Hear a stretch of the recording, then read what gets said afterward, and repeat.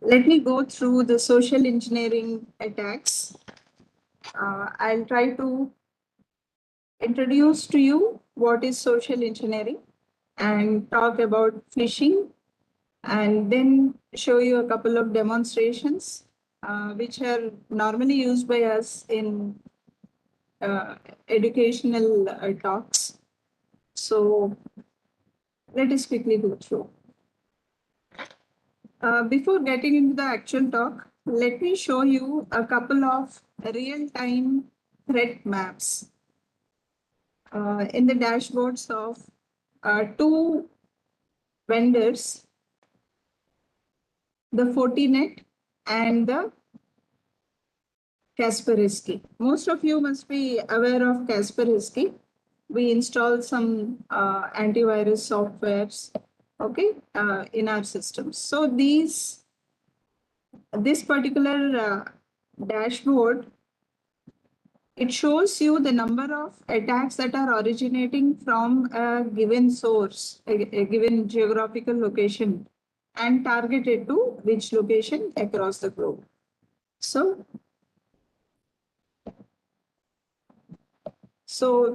this can actually give you more insights on how attacks are happening. So let me tell you, this is the set of attacks that are happening right now. And now coming back to another vendor, Fortinet, who actually have some networking devices and firewalls. You can see the sources and the destinations of the attacks presently happening. So how do they log all this data? So they collect the data from the devices that they have deployed in their clients' places. And they aggregate all the data and prepare this real-time dashboard. And you can see at the bottom, you have the attacks and the severity of the attack and the location of the attack. Okay, so this is the scenario that we see in two vendors' dashboards. Just imagine the number of antivirus packages, the number of firewalls and related device makers. All of their dashboards put together at this point of time, what will be the size of the number of attacks? So now you can visualize that at any given point of time, there are thousands of attacks happening across the globe.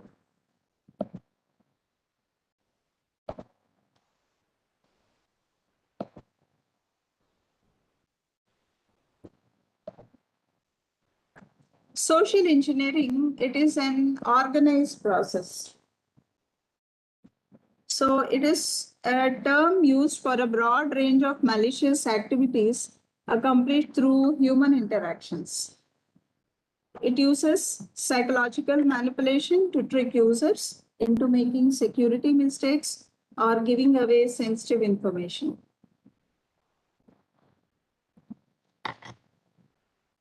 So when you consider social engineering attacks, they're either purely through technology or purely through people, or a mix of these. So when you consider technology-based social engineering attacks, so the attacks come through a computer. Computer means it could be through an email, or it could be when you insert a USB stick onto your machine, or you connect to Wi-Fi access point, which is fake. So this could be the result of some kind of a mistake being done by the end user himself, or it could be some vulnerability that is existing in an operating system, or the applications, the softwares that you are using are vulnerable, so they are not up to date. Any kind of this, or they may not be genuine softwares that you're trying to use. So any of these could be the reasons for social engineering attacks to happen. Similarly, mobile-based attacks are possible. So we have what are called as SMS phishing or smishing attacks. So you get some SMS, a link through the SMS. When you click on the link, yeah, you visit a fake website or you end up giving some information to the attacker. Similarly, when you scan a wrong QR code, you're taken to a wrong website. People-based social engineering attacks are also possible. You may get phone calls or somebody may come to your chamber in your office and then impersonate as though he is from a help desk and would offer you help to format your system or to update your system or repair your system. So similarly, servers, somebody may come to the server and sit at the console and implant some softwares or create some admin accounts or give some privileges to certain accounts and then uh, may result in attacks happening in future. So what is email phishing? You get an email and there are some links in the email. And now someone can gather information about you, your system, the operating system version. Okay. So your browser version and lot of stuff. And if any of these are having vulnerabilities, they might be exploited by the attackers. And what is baiting? Normally, when you inject a USB stick or when you insert a CD in your CD drive, automatically some program show up, a movie plays or some software automatically gets popped up. So now this automatic running of certain softwares installed on USB sticks or on the CDs may actually exploit some vulnerabilities that are there in your system and create a backdoor and then achieve the objectives which were set forth by the attacker. Attackers can create a Trojan that will provide backdoor access to the system by either using the auto run feature or when a user clicks to open the files inside a drive. Similarly, Wi-Fi phishing means a fake Wi-Fi network can be set up. Say you're sitting in an airport lounge or in a railway station or any public place, a park. So you may look at an SSID which is very close to the airport or the restaurant or the internet center, Wi-Fi name. So you may click on it and it may not ask you for any authentication and password. It may connect you freely, but any data that you enter in your system to communicate to the other application that you're trying to connect to, other website that you're trying to log into, that goes directly to the fake router, which will reveal your sensitive data to the attackers. There might be voice-based social engineering attacks. So phishing means voice-based phishing. It involves a voice message. Normally, it tricks a user to leak some sensitive information. Can you play the video, sir? Yes, ma'am. I'm playing, ma'am.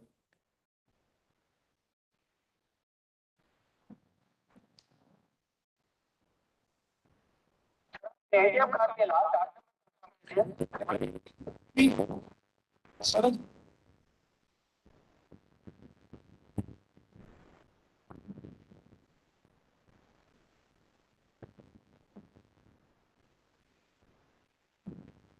Last 8 number confirm कीजिए 53447634 expiry date जुलाई 2024 number 994 sir आपके phone में 6 number का code मिल गया है उसे confirm कीजिए 612333 thank you very much sir high security ATM card 2 दिन में आपके घर पे पहुंच जाएगा और एक बात सर कृपया आप अपना डेबिट कार्ड नंबर और ओटीपी से भी शेयर मत कीजिएगा thank you sir thank you so much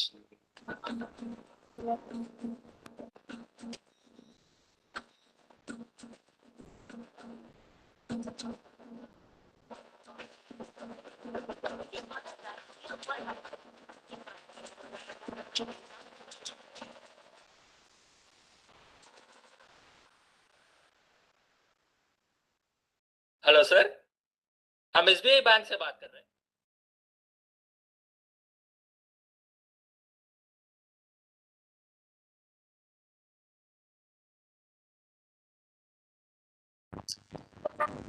Yes, ma'am. Ma'am, control, ma'am. Control is given, ma'am. Yes.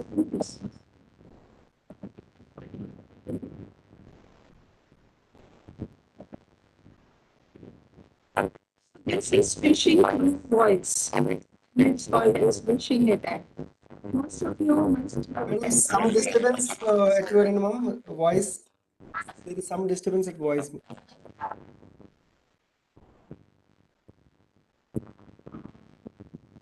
Some video or something. No, ma'am. No, I think still some voice is coming.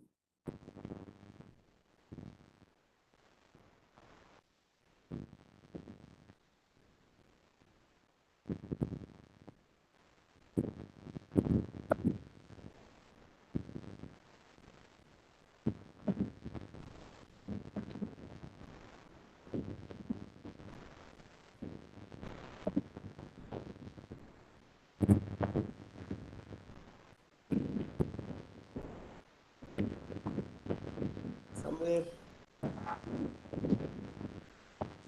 still coming. Yes, ma'am. Yes, ma'am.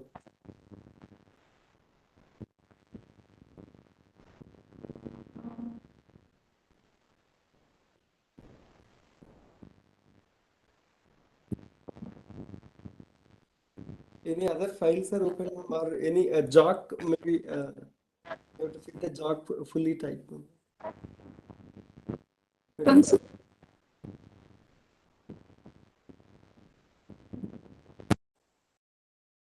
Yeah, now it's clear, ma'am. Now it's clear, madam.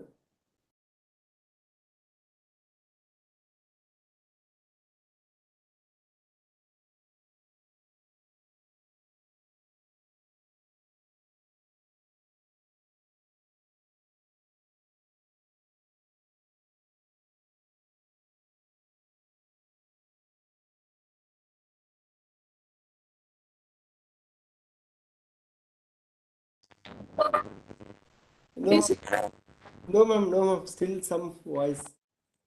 I think there is an issue with your jock only, ma'am. Jock.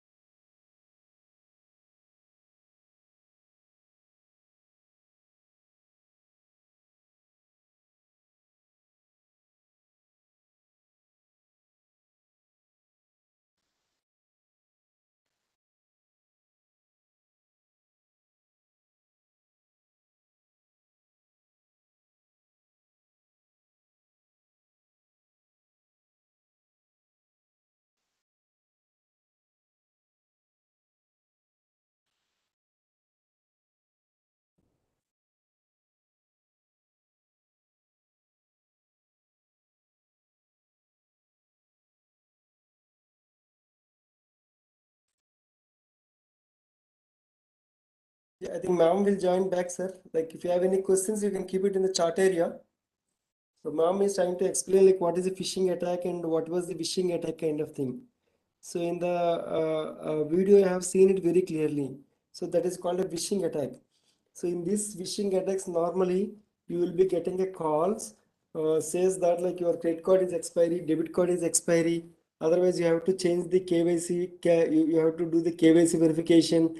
Or because of these lockdown, like a number of cases which are increased with respect to the technical toll-free numbers. So if we get no, ma'am, I think still that some kind of disturbance is coming.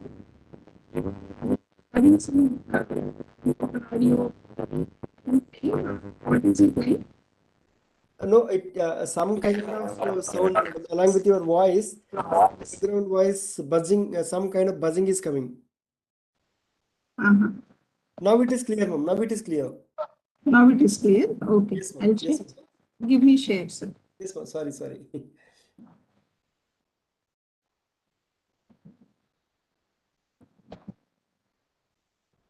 Yes, ma'am. Yes, I'm sharing now. Okay, ma'am, please. Okay, sorry for that. And I just logged out and logged in. So these phishing attacks, whether through voice or through emails, they appear to come from legitimate sources. And these sources look very close to genuine sources with very minor differences. Okay, like for example, if you have something like Bank of America, so that N may be changed to RR. Okay, quickly when you scan through, it looks as though it is Bank of America. Similarly, if you have something like covin.gov.in, if that is the genuine URL address, okay, the fake one could be covingov.in, one dot missing. So they may look very close to genuine sources with minor differences. And victims are tricked into sending their personal or sensitive information. And this information is used by attackers for their malicious purposes. Normally, these activities, phishing activities, they are done to know passwords, account numbers, credit or debit card numbers, PINs, and so on. This data directly goes to the attacker's database. So normally phishing as a service is becoming very popular. The phishing economy is getting industrialized, according to an Akamai survey report. Similarly, you may be surprised to know phishing kits like antivirus kits, they are available on payment of some license fee, and these are normally used for targeting enterprise users. Like for instance, look at this data. So I have collected this information from Akamai 2021 survey report published recently. So October 1st, 2020 to 31st October 2021, these are the daily web application attacks over 1 year. And so you can see the blue ones, they have increased like anything in the last week of October to November. So these are related to financial frauds. Okay, and denial of service attacks. So these are the attacks that will jam the services of any server. So the website either gets slowed down or it is totally not reachable. So in that kind of an attack, when Akamai has surveyed and it is published in their report, look at the graphs. So gaming related websites, the DOS attacks were more. And Akamai observed, look at the big number, 6287291,470 number of web attacks globally. And of them, 736,071,428 of them in financial services sector alone. So this was according to the 2020 report. How are all these attacks performed? Mostly through malwares. And what is a malware? It is a software program. It's a piece of software like operating system, like your browser, like any other application or mobile app that you install. It is a piece of software, but which is malicious, which is programmed with wrong intentions. Okay, logic that harms the user. It does whatever was told by the attacker, And what can it do? It can encrypt your data and demand ransom, or may irritate you with a lot of advertisements, or record keystrokes, or steal your credentials, usernames, and passwords. How do they come to your computer? As a downloaded file from a web page, or as an email attachment, or as a file from USB or other media. Sometimes you may download some softwares through torrent. So torrent is a good website, but then the file that you're downloading might be infected. Similarly, when you're using cracked versions of certain softwares, now they may have some vulnerabilities and they may open some doors to the attackers, and so that the attackers' systems can pump some malicious programs into your system, and those systems come through that door, that vulnerability, and stay in your PC, and then get activated whenever the attacker sends a signal to do so. How do you know there is malware in your system?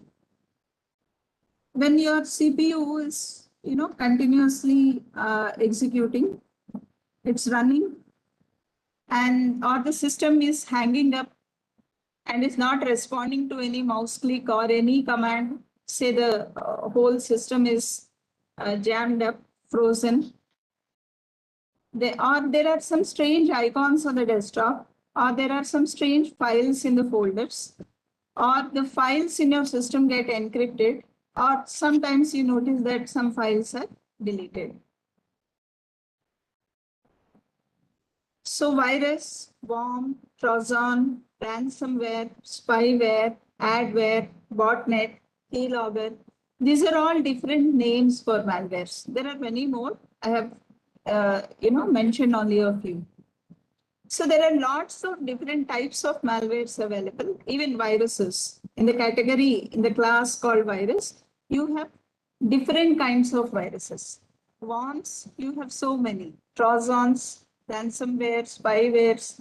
So each class of this, malware has got multiple variants or variations of certain programs.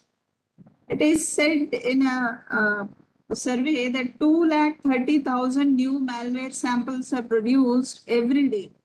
And each strain of malware has its own individual way of infecting and damaging the computers. So there is an attack called as WannaCry. So in 2017, this WannaCry ransomware attack has affected 2 lakh victims in 150 countries immediately after it got launched. So look at this. When WannaCry got into the machines, the screen was frozen like this, and everyone's system which got affected with this ransomware has shown up this kind of a screen. So what did it say? It says that you can recover your files if you pay the Bitcoin worth $300 to some anonymous address. Okay. And there is also an alert here saying payment will be raised on so and so. So some time is given, some date is given, and then that your files will be lost on so and so. Okay. So this is a ransomware output that or the screenshot that you see when a system is infected with ransomware. So Sony Wall, most of you must be familiar with this Sony Wall devices. So they have published a threat report. So they say 623.3 million attacks are happening globally, and this is 105% increase over 2020 and more than 3 times the number seen in 2019. This report was published very recently, a month ago. You can see that these ransomware attacks have increased by 3 times when compared to 2019. So how do you counter them?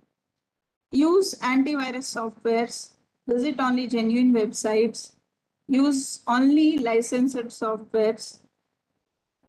And in case you're suspicious about a website or about a file that you have recently downloaded, or if you have an ID of any software that you got downloaded, you can check with Virustotal.com whether it is malware or not. So let me quickly show you how to do this.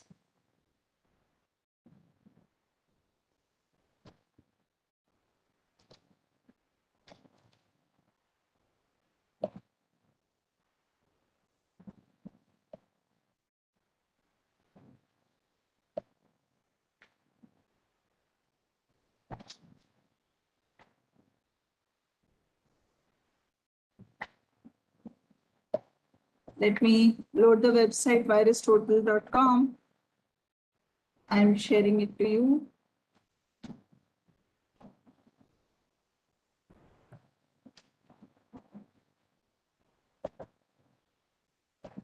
Yes.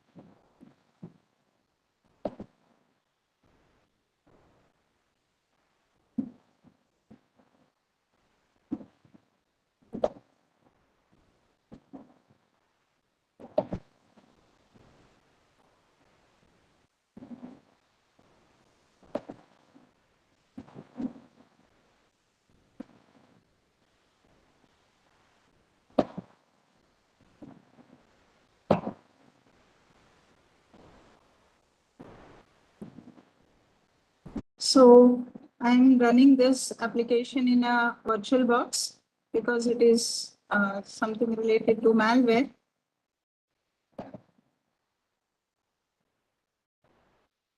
Okay.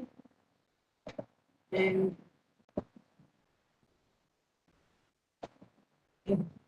So let me open up a browser.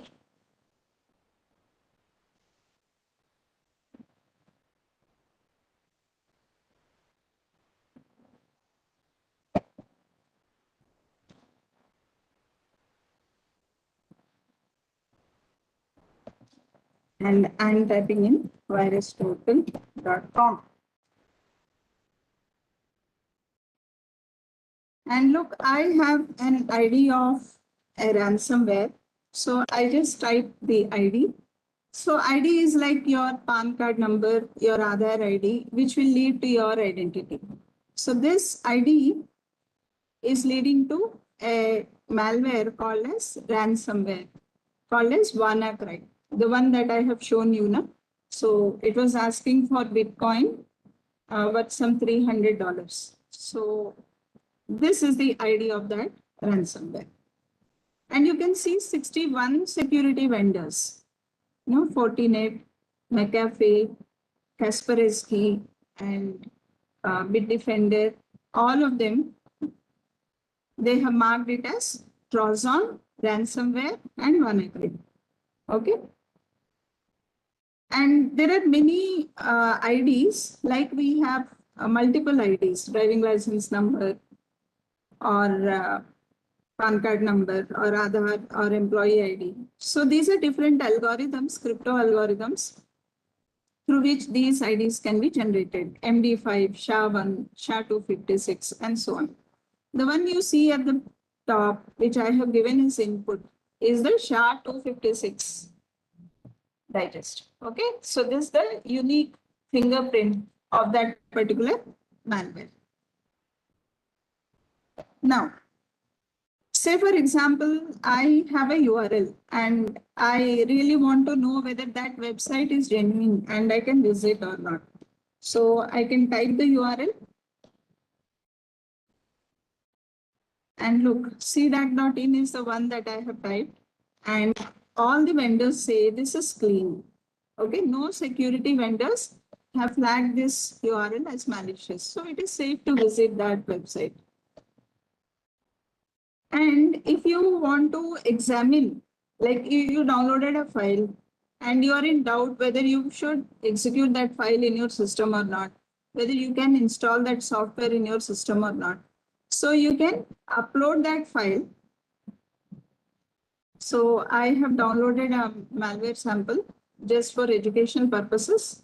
I should not execute it in my system because that's a malware. So I'm just uploading it to Virustotal, and see here. This is a Trojan. Okay, it's a malware. And 54 security vendors have flagged it as malicious. So I should not execute that program here, right? And so what does it do? It checks your disk space and detects some. So there are some operations that it does. Okay. So next, what if your files that you have obtained through email, you think they are malicious, they are infected with some malware? So you cannot upload them to the Virustotal cloud because any file that you upload, it will stay in their servers perhaps. We do not know how they handle. So you don't want to upload your confidential documents which are infected with viruses. But you still want to know whether that particular,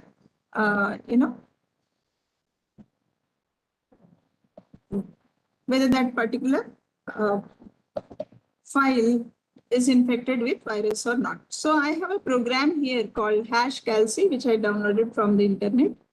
Okay, and now I can install in my own computer and then say, I just showed you malware file, right? So I'm uploading that file to this program, and then I'm asking it to calculate some hashes. Okay, so these are the different IDs. Now I calculate the hash, and then one of these hashes I can copy, and now just the hash I can now search by ID. I need not upload my confidential file. So I can generate the hash in my own system and then upload, and look, that is a virus. That is a malware. Okay, so this is how we check whether a given file or URL is malicious or not, or any fingerprint, any unique ID of that malware or piece of software can be checked.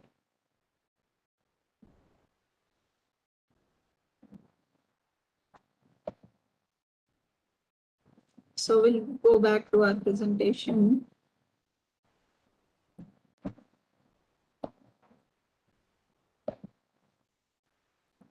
So you can use virustotal.com or use antivirus softwares to check whether a piece of software or website is malicious or not.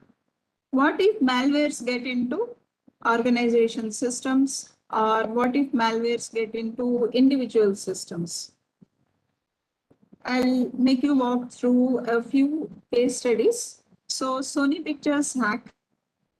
Here, a hacker group which identified itself by the name Guardians of Peace leaked a release of confidential data from film studio Sony Pictures.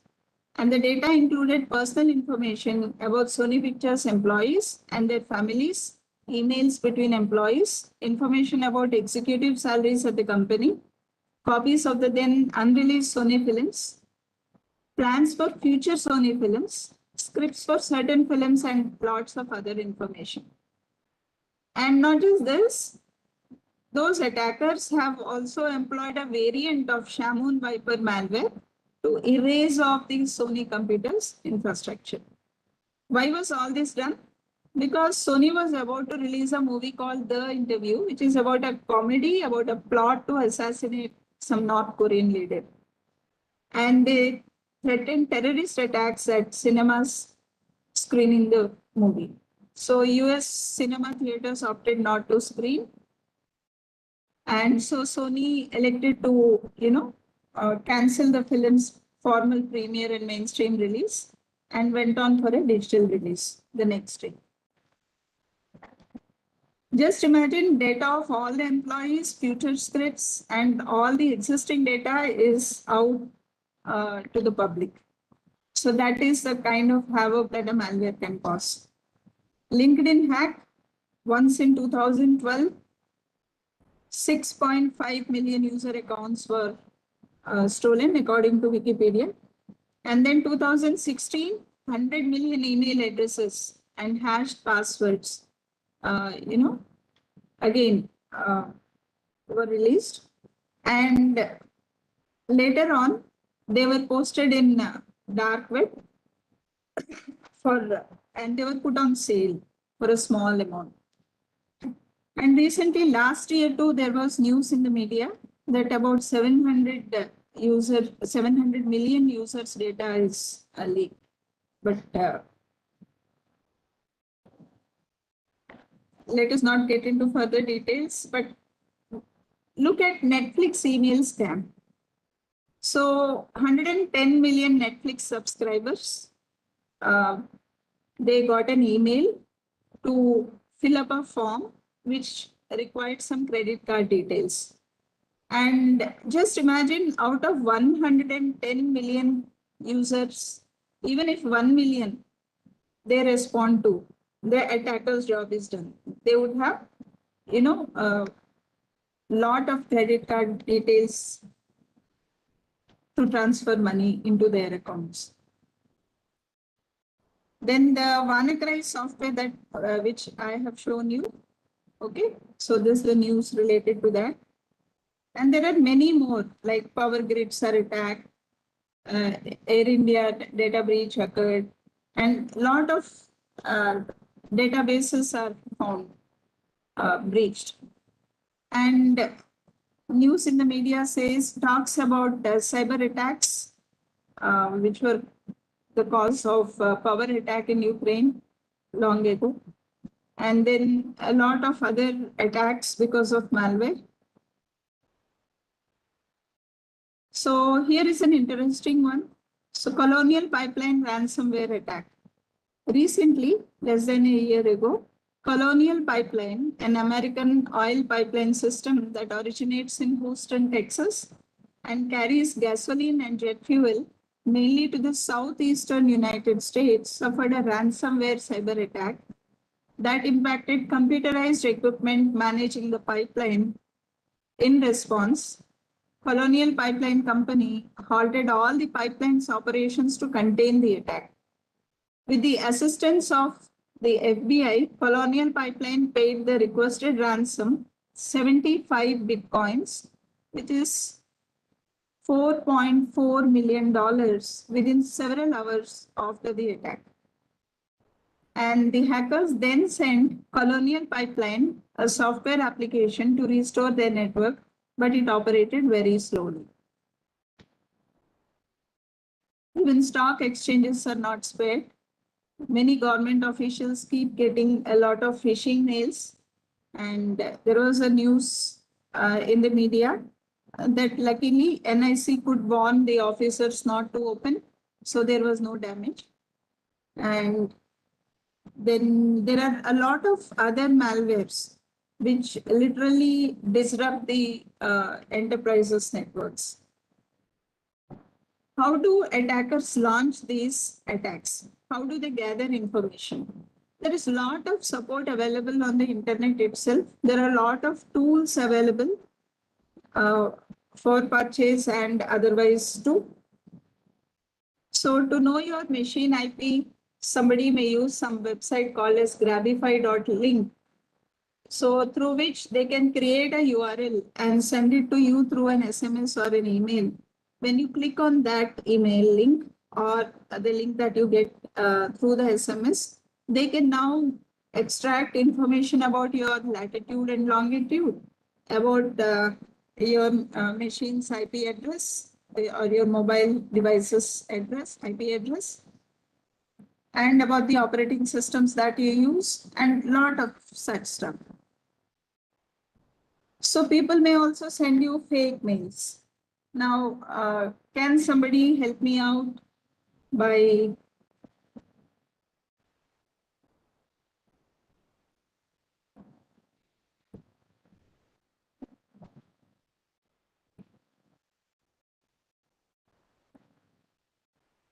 please type your mail ID, preferably not your office mail ID, but your personal mail ID out in the chat window so that I can show you how the fake mails come in.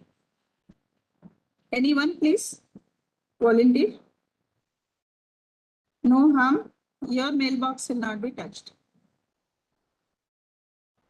Yes, please.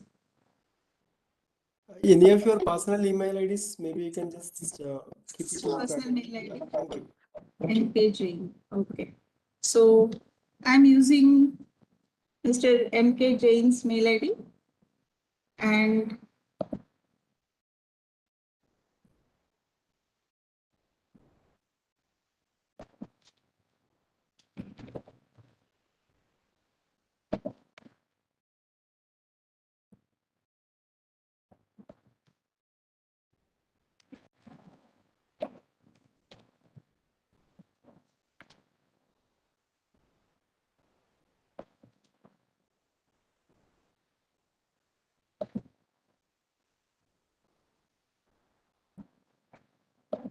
yes, sir.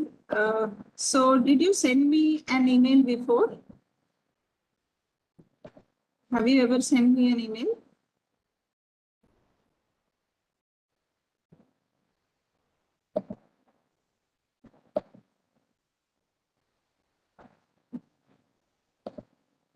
I use this mail ID only for, presentations and demonstration purposes.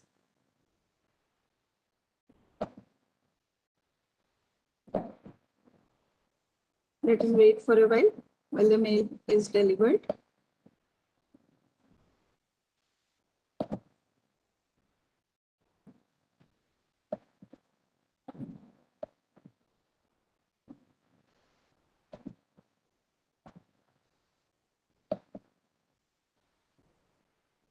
Yes, sir. So, Jain sir, I got an email from your mail ID, mkjain@allthis.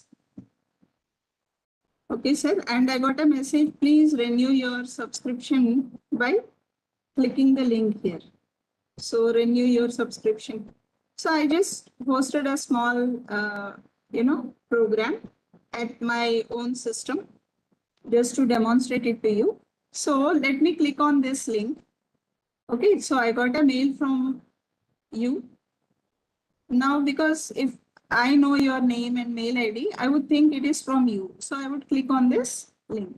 So now if I click on this link,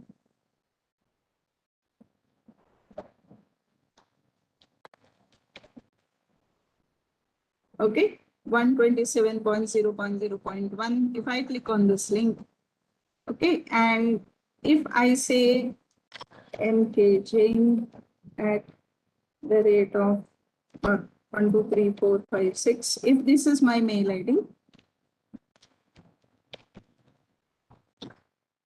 okay, and if this is my password 1, 2, 3, 4, 5, 6, 7, 8, 9,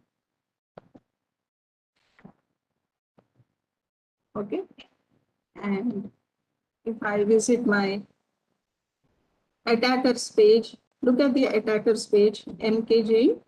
So this is the user ID I could capture, and this is the password 1, 2, 3, 4, 5, 6, 7, 8, 9 that I could capture from whatever you entered on the URL page that I have sent you. right? So this is called as phishing. So your email ID and password is now sent to my attacker's server. So you have to be careful whenever you're clicking on a link which comes through email. You should examine that link once you have it on the browser. You should check for HTTPS before the URL and the URL itself. Okay. Why would Google people host some website? So this is an exact clone of the actual Google page, right? So look for HTTPS and look for the URL name before proceeding with your username and password. Okay, this is called as credential stuffing or credential harvesting, which Akamai report has shown now. So users' credentials, they're being attacked. So phishing is one way, email phishing is one way through which people display some clone pages and make you share your original email ID and password.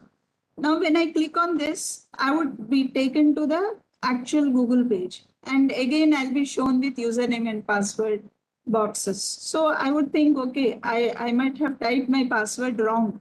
Okay, so you would again enter the data in the original page. So now you understood, the fake page is shown. When you enter the details, they are carried away to the attacker and you are pushed to the original page again. Now, when you enter, you log into your email box. But then you have forgotten that you're not at all aware that your password is with some attacker. Later, somebody can log in. So the best way to prevent this is have two-factor authentication. So whenever you're logging in or whenever somebody is trying to change your password, you have to get an OTP. So you have to have multi-factor authentication put in your settings always. Okay, so let us come back to our presentation. So this is email phishing. And sorry.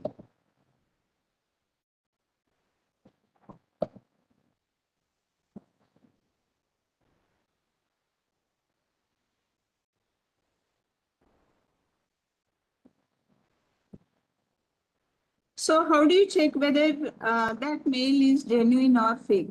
So the best thing is you go to these three dots, go to show original, and you can see that Google helps us by telling in their check, they have found that the policy check has failed.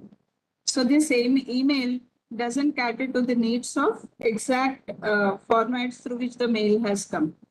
So the original server with which or domain with which MKJNG is registered and the server through which this mail has come, they do not match. So here the sender policy framework says fail. Okay, so you should not trust such mails. Yeah. And lot of Google dorking is also done. What is Google dorking? It is refined search in the Google search engine. So you can actually type something like /etc/password because in some websites, okay, normally settings are not properly done. In that particular case, the whole website might open itself.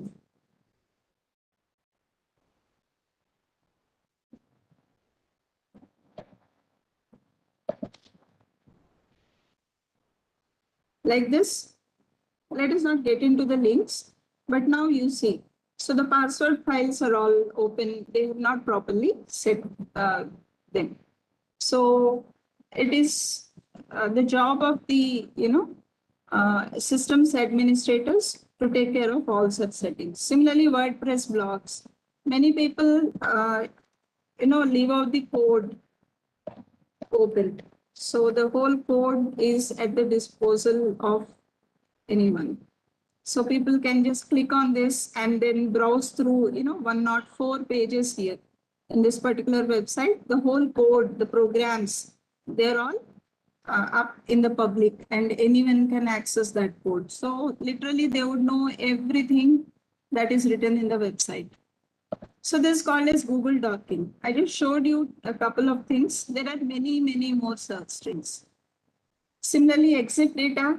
So when you post photographs in the Facebook or any social media, people can actually use these and find out where exactly that photograph is taken and which camera and all that stuff. Similarly, when you look at a lot of videos that keep coming in, there are deep fakes. So they're AI based. Like I would, for a brief while, also show you this, just a second, how deep fakes are done.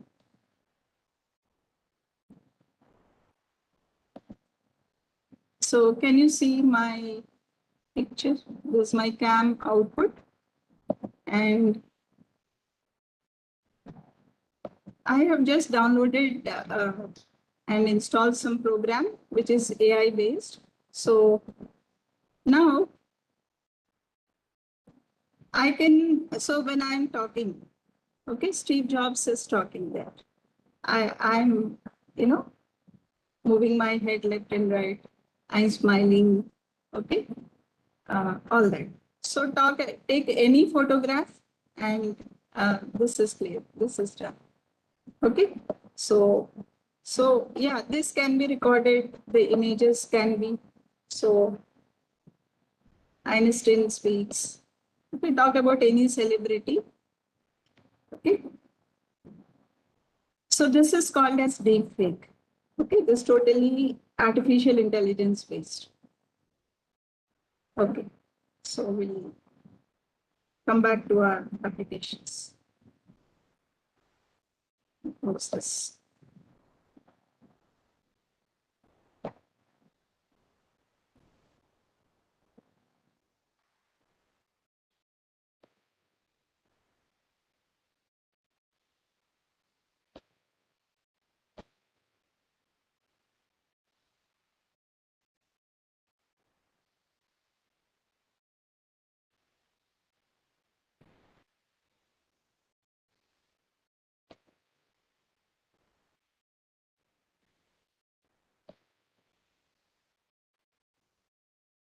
Yep.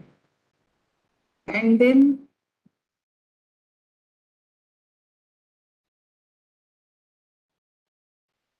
so there is a lot more information available in Google Hacking Database, GHDB, or okay, a lot of dumps are made available, lot of camera feeds which are not set properly. Okay, the surveillance camera feeds are available. Lot of username, password lists are available. So attackers can actually gather a lot of information from the web, which is related to a particular individual or particular website.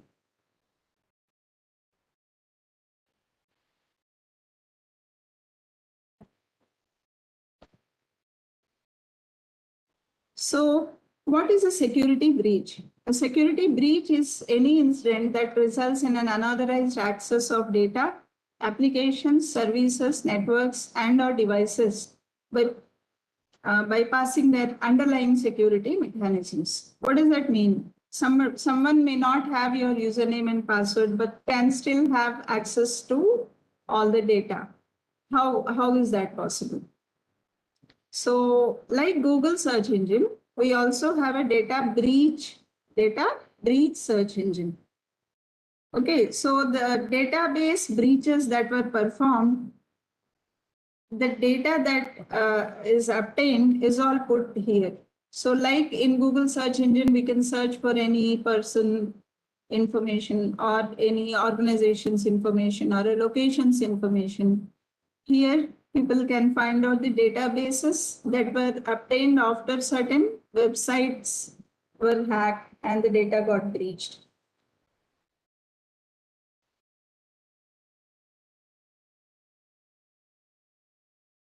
So how does it work? This NUS base, it indexes information from websites that have been hacked and had their database leaked. They say our users have access to search for their emails, names, usernames, IP addresses, phones, password hashes, and much more. They also say we display every result in full as they were provided to us with only occasional edits to remove information that we are legally prohibited from storing. Hope you understood now. Similarly, now that you know SNUSBase has got all the database breaches or most of the database breaches that have happened for quite some time now, what is that database breach? So I'm typing here in a website called haveibeenpwned.com. Haveibeenpwned.com. Okay, so I have typed this and clicked on pawned. You can also use your mobile phone. So I got a message, good news, no pawnage found.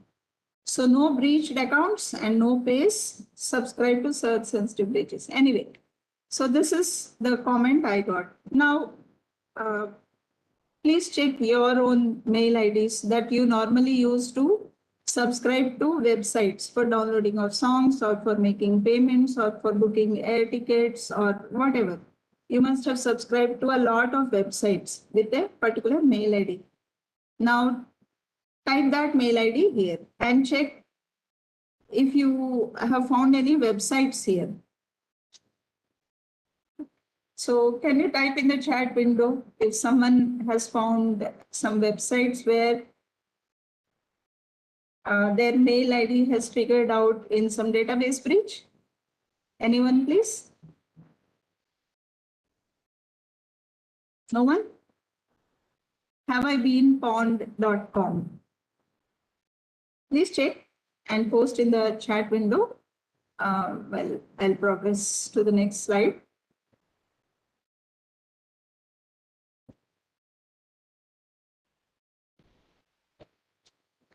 So here are the SMSs.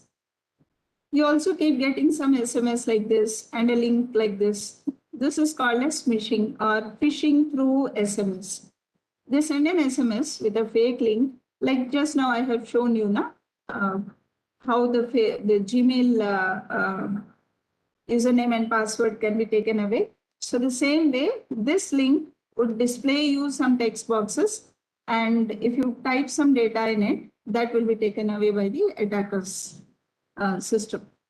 Similarly, QR codes. Okay, these are the social engineering attacks that are performed through mobiles. How are these SMSs sent? I've shown you how email phishing happens. So there is some, there are a lot of websites like this. I'm showing you just one example. So this is spoofmytextmessage.com, spoof text, and type the from number, to number, and all that stuff. Some text message, and then type out here. Okay, so this is one.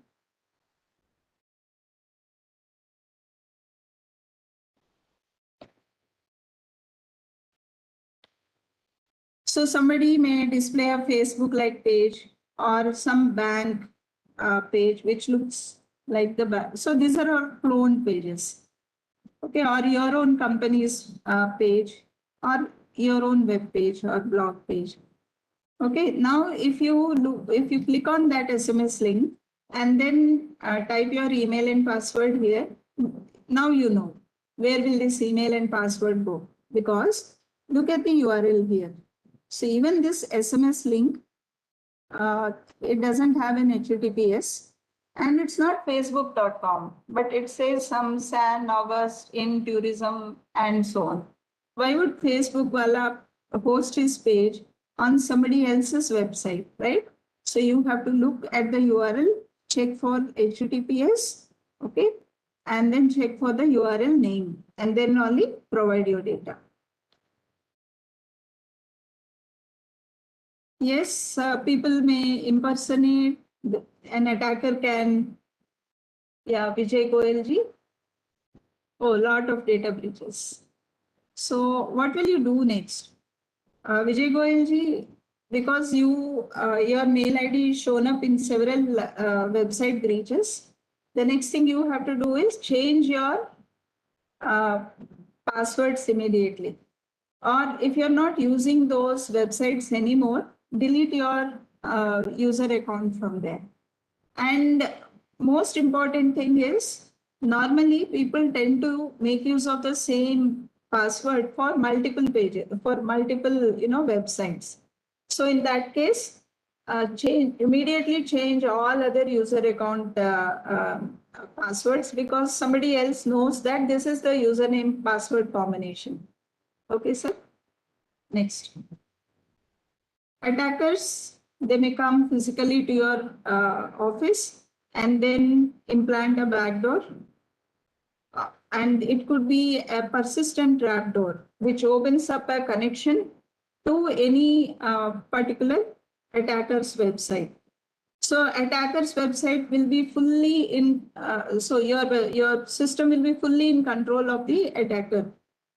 And somebody can change the admin password or create another account and give it admin privileges, or they may install a keylogger so that whenever you type something on the keyboard, that sequence of characters is collected and is sent to the attacker's software. Or they may check your browser settings, and then if you have saved any passwords for logging into email automatically without you giving the password, so people can open those settings and know your passwords. Or they can also install the backdoors. Now, how do you counter these? So any antivirus software, it may give you an alert if there is some suspicious action. Okay, like this, for instance. So I have a small program for you, which we have executed to demonstrate to you. So this is building a small mobile application and then hosting it in a local web server, and then sending that mobile application's link through SMS to a victim's phone, a mobile phone. And that SMS link, if somebody clicks, okay, this malicious mobile application from this web server will get downloaded into that device. And now that device will be fully under the control of the attacker's server. So we show you how call logs or SMS dumps can be extracted and then transferred to attacker server.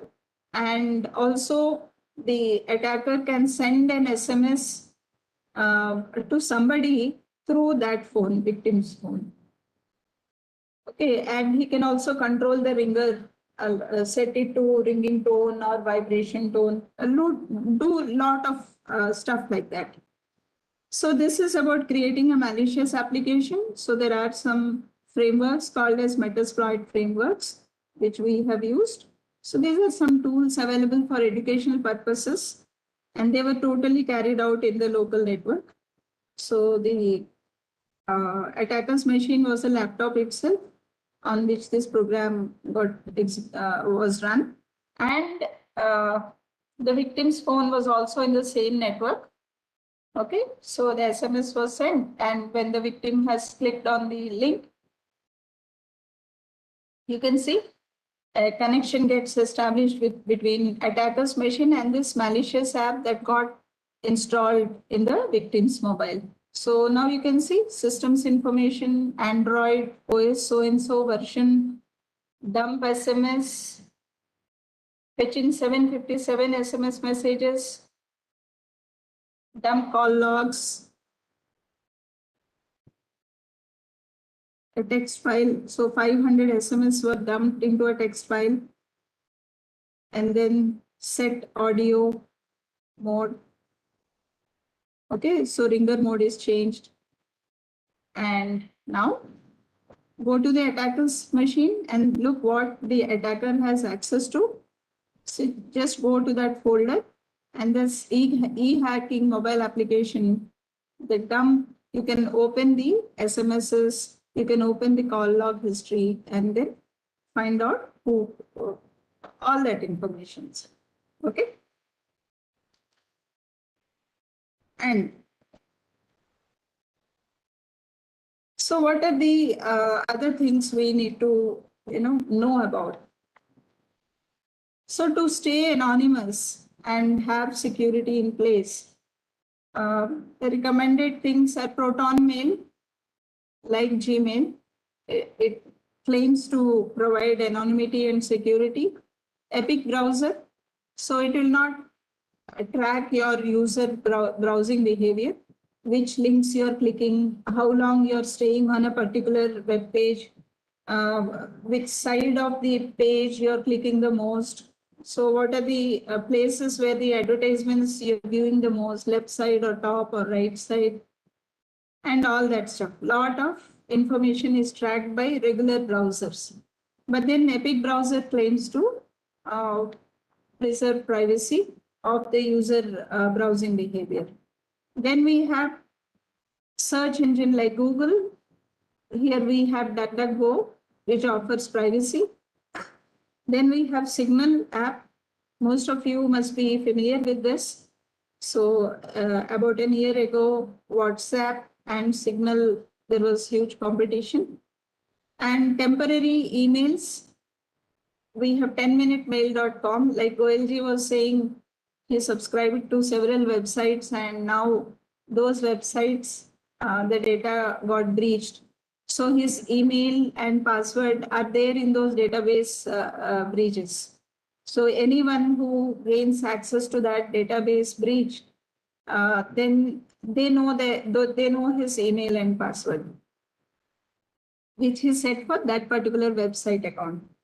So now many of us require some mail ID for some subscriptions, and we don't need that subscription anymore after performing that activity.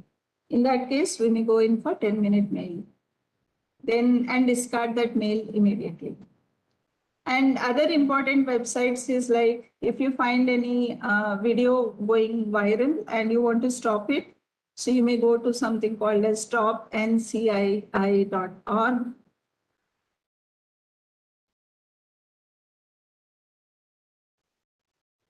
So someone is threatening to share your irritated images. So this is a website you may take help for. And if a Facebook account is compromised, so you may go into facebook.com/hack, and also you can report any issues you're facing. There is a link called /report also. Then we have cybercrime.gov.in, which is a national cybercrime reporting portal. Okay, you can report these cyber crimes. Then you also have National Consumer Helpline. So if you're purchasing something online and you have some grievance, you can go in here. And exclusive for women, you have NCW, National Commission for Women, at nic.in. So here clients can be registered. Okay. So this was a quick walkthrough just to give you information on what help is available. Don't forget to install antivirus softwares in your machines and your mobile devices. Then beware of any links and any emails that look suspicious. Never answer them. And what I have shared with you is just a drop in the ocean. So I have just told you a few things about phishing and credential stuffing and verification. But you have a lot of other attacks possible.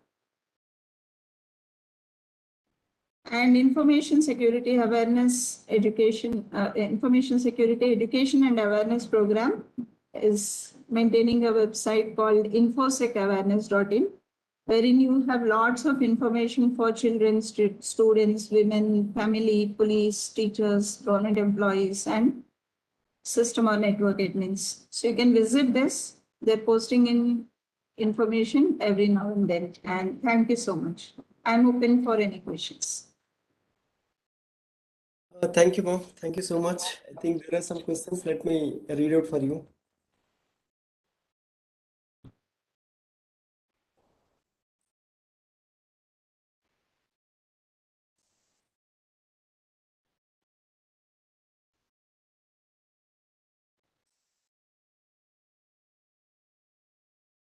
Okay, like a credit card, we gave approval to access our email to check the bank transactions. By this way, they give us a summary report. This also will be treated as a breach. Got the point, ma'am? The question, I didn't get it clearly, sir. Yes, ma'am. Ma'am, actually, like what sir is telling, they have given a permission to read their emails through these credit card operators. So this is also, will it comes under the breach kind of thing they were asking? So credit card people, they read our mails, sir. That's Yes, what. ma'am. Yes, ma'am. Yes, ma'am. Yes, yes, yes, yes. How will they read our mails, sir? I think sir says like they have given the permission. No, that doesn't happen. Sir, actually, normally greedy, like greedy. What do you mean by greedy, sir? I understood like it is a credit card, but what do you mean by greedy, sir?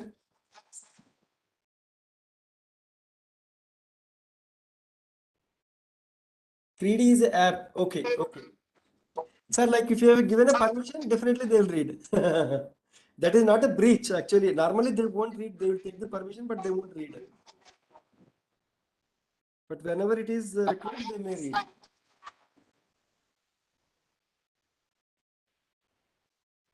Okay, ma'am. Like what sir says, Greedy is an app, it seems, ma'am.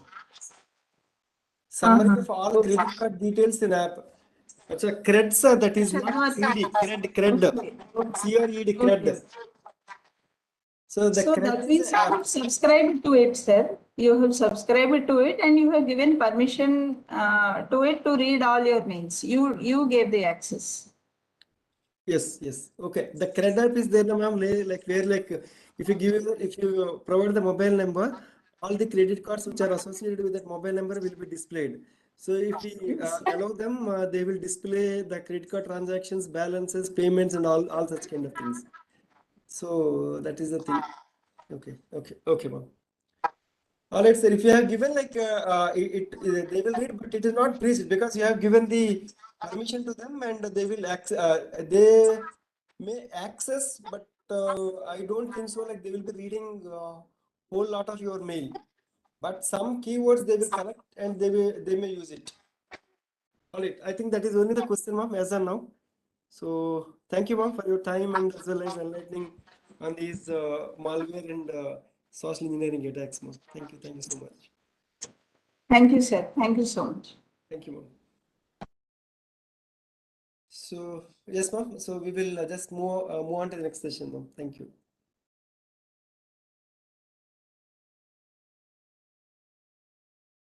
Of course, there won't be any break kind of thing. Like we will be continuing to our next session.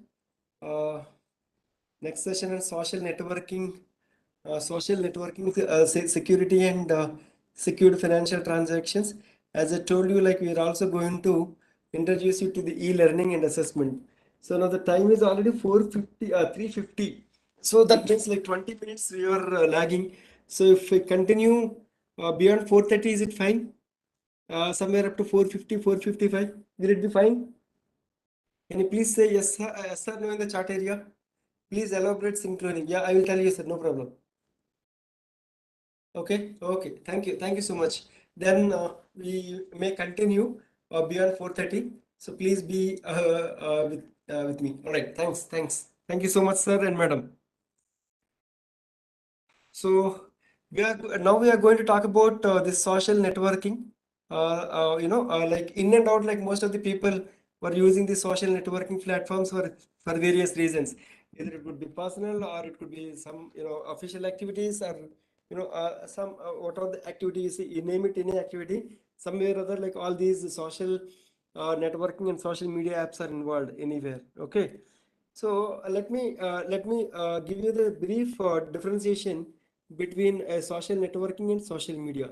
There is a slight difference between the social media and social networking.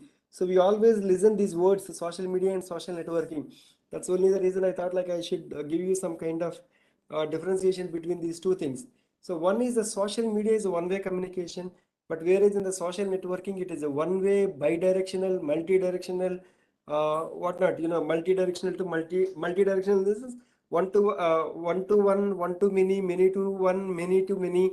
So all these kind of things will happen in the social networking front.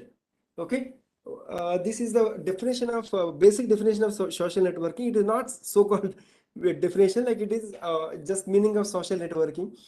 So it is an online platform used to build social networks or social relations with other people who share similar personal interests or career interests or backgrounds or real life connections. Right? Hope you got, there is no in this social networking front. If you know the people, it's well and good.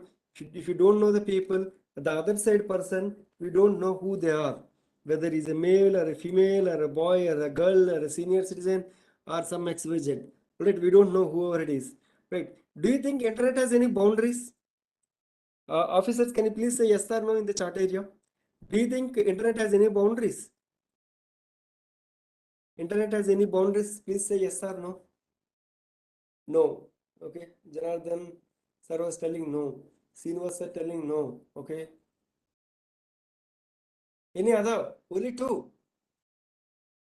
Internet has any boundaries or no? Okay. Buddha Parao sir said no. Okay. Good.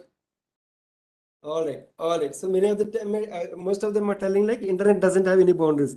Very good. Thank you. Thank you. Thank you so much for your responses. And in the same way in the social networking also. So most of the times we don't know like to whom all we are talking. In today's scenario, like n number of social networking platforms are there. So what are the use of these social networking platforms? You can meet the people on online across the world, which knows everyone, and you can make friendship with the people who are very far away, and you can build your profile and you can make your self representation. What do you mean by profile building? Right? You can have n number of people who can like you, and like the kind of postings you are keeping or the kind of postings you are posting, there are some group of people who likes that. So they're all become they're all become follow, or they may be your friends, or you may be your followers, or whatever they say. If you are influencer, you will be having n number of people, right? Like celebrities are there. If you say celebrity, like if that person say yes or no, whether it is a true or false, n number of people will follow him, and they will create the entire trend. Okay, so that way like people can build their they can build their profile, and they also make self representation, right? If someone made a post, there you can say like yes or no with reasons, and you can make your strong representation over there, right? And whatever you wanted to communicate, you have freedom to communicate that in the social media or social networking platforms, right? But up to what extent, there are limitations. So whatever you want to represent, or whatever you want to mention, whatever you want to share, you can share everything, but up to what extent? There are some limitations which everyone has to follow. Right. So besides that, like you can exchange your information, sharing your information related to the education, current affairs, sports, businesses, not whatnot. So all these things, and you also can exchange the data files, videos, music, photos, etc. Okay. So these are the some uses of the social networking platform. Like what are the various types of social networking platforms? So these are the various types of social networking platforms which we are having right now, like Facebook, Insta, WhatsApp, Snapchat, etc. And when it comes to the socializing apps, those are all socializing apps. When it comes to the career and business opportunities, so most of the people might be having an accounts in LinkedIn, Naukri, and all. So like if you are a professional, if you make yourself like the group of people keep in contact, or you can join within that group, so that you will come to know like what are the latest things which are happening in that particular domain or in the particular field. Okay, online matchmaking, you can see the people, and you also can build the relation. So that is the reason it has become a networking app. And online shopping sites, wherein you will be purchasing something and you will be leaving the feedback, and people are saying yes or no, or they may say it is true or false, or whatever they feel like they wanted to represent, they will represent under each of the products which they purchase. So these are the different varieties of socializing platforms which we are having. So these are not limited. There are some thousands of platforms which are available, but these are the apps which are used by the maximum number of people, across the world. So I think this morning it was discussed. So, and let me also, the reason why we are organizing this awareness workshop is, there are very different types of cyber crimes which are happening in the digital space. So some of the examples are, fake website on the pretext of food supplying, medicine, oxygen, and other essentials. Like apps, there are so many apps which will supply the food. Okay, on the pretext of the food, there are some frauds are also happening. I think many of the people might have been heard the case which has happened in Haryana. Like someone has purchased a food, okay, in Zomato app, and somewhere they don't like that, somewhere they are not happy with the food, and they made a complaint. So when they're making a complaint, when they're talking to a person, so they went for a Google search engine, like in the previous session it was discussed by madam also. Okay, they went to a search engine, and they looked for the customer care number. They landed up with a fake customer care number. So this person called, and they said like they're very, they said like they're very sorry, and immediately they have sent link stating that you please fill your details so that they will transfer the money. So that person has filled the details, and like whatever the money is there in the particular account, they lost in their account. Okay, like in the same way in the corona time also, there are so many fake websites that got created where people have ordered so many things, and people have started losing a lot of money. Okay, so that is what, like food apps, medicine apps, oxygen, and other essentials. Many of the people might have used those oximeters during the COVID-19 period. So those oximeters were supplied, default, which are non-functional oximeters was supplied, and when you have given it, return it back, so by the time they have all your address, mobile number, email ID, and you have tested by keeping your thumb impressions and fingerprints and all, they have collected those things, and they created fake documents. They have opened the companies by using those fake documents, and they have done a lot of business. And when the government sent a notice, like when you are not paying any taxes kind of thing, and they turned the board and they went off. And all these companies were created with the fake documents on some common people, right? So those are the kind of crimes which are happening in the present world. And there are so many people who are losing that online transactions by hacking their accounts kind of thing. So I think many of the people might have been having these SBI accounts, right? Did anyone received messages stating that your account was suspended? Kindly submit your KYC, or your account was blocked. Okay, so those are the kind of thing. Can you please say yes or no? Yes. So many of the people have received that. They're sending those messages. When will you get? You won't get in the morning. You won't get in the afternoon. You will be getting such kind of messages only after 6:30 or 7 p.m. Okay, by the time banks will be closed, and if someone is clicked on the link, if submitted the documents, that's all, and they immediately will receive a call, and they will ask for the OTP. They will lure the things. Okay, just give me a small example. Last week I think one of the retired teacher who lost more than 10 lakh rupees. Okay, she also got the same mail somewhere in the night, 8 p.m. in the night. Then she started uploading the documents. She logged in, she gave her username, password, and she also got a OTP. She entered that OTP, and immediately she got a call. Okay, the fraudster got the username and password, and he called that lady asking like, madam, you will be getting a OTP, you share that OTP. Okay, she shared the OTP, and immediately the fraudster logged on to her account on her behalf, and he's changed the mobile number immediately. He changed the mobile number immediately. That mobile number was got changed, and he's withdrawn the complete money. Like what are the FDs are there? Those FDs were also got cancelled, and all the money was taken away from her account. So this was happened 13th evening, and the 13th and 14th he has done the transactions. Next day she was trying to access her bank, and she was not able to log in because he changed the password, and he changed the mobile number also. Okay, then she approached the bank. Then she realized that money was got debited.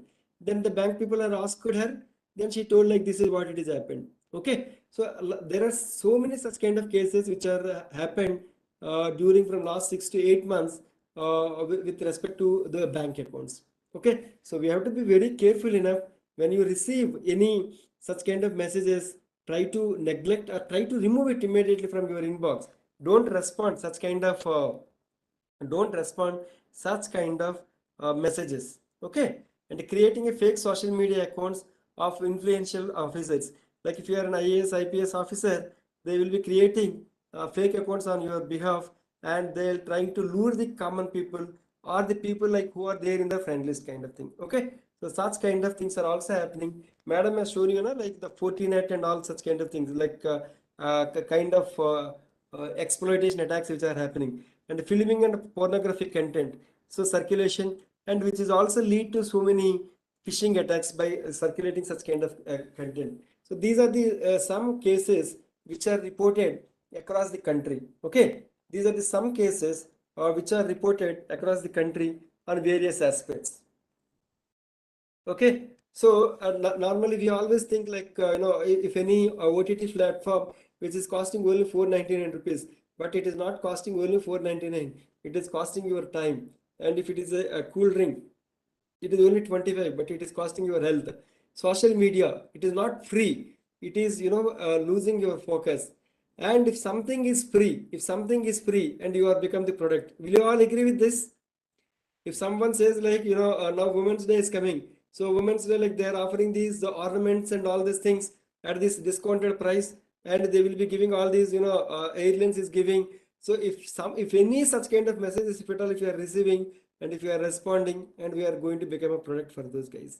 If anything, if someone says like if it is a free or highly discounted prices, then we are going to become product. And if they say like it is a discount, and we are going to be heavily discounted. Okay, so please remember these things. Nothing is free in this cyberspace or in the world. Nothing is free, everything is costing us, and nothing you will get free. Can you get 1 GB of pen drive? Can we get 1 GB pen drive at free of cost from anyone? Please say yes or no in the chat area. I just wanted to see some responses. Can we get? No. Shailendra Singh sir said like no. Any others? All are getting, is it free? No. Please say yes or no. There are more than 100 people. I'm just seeing like only some 10, 15 responses. I wanted everyone to respond. Please respond. Right, sir. Thank you. Thank you so much. So nothing. We understood like nothing is free. So we have to be very, very careful, right? So if someone is giving some 15 GB of data, so what was your understanding, sir? If someone is giving 15 GB of data, so what do you mean by that? All right. So as per their requirement, as per their privacy policy, they will be using some of our information. All whatever they wanted, they will be using.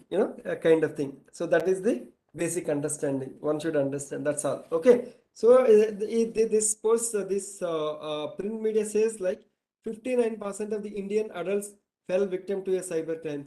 Can anyone guess like why the Indian adults in the mean like you and me also, like why these Indian adults are becoming fall to a victim, to cyber frauds? Can you please mention? Unemployment? Okay, very good. That is one reason.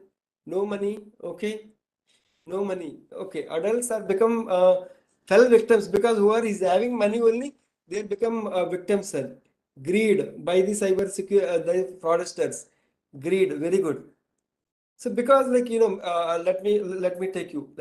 Okay, so these adults, now some of the people are aware like what are the some preventive measures someone should take care, and some people like as I just told there are so many aspects, like one is online shopping, free gifts and free articles and heavily discounted, and there are so many people who are involved into this the online dating and all such kind of things. Those people are heavily discounted, or heavily they become fall into the fall into these cyber crimes kind of thing. So here is a person who lost 34 lakh rupees. I'm not showing any old case. It is a 21 June 30 2021. It is less than show me that previous screen with Netflix. Again.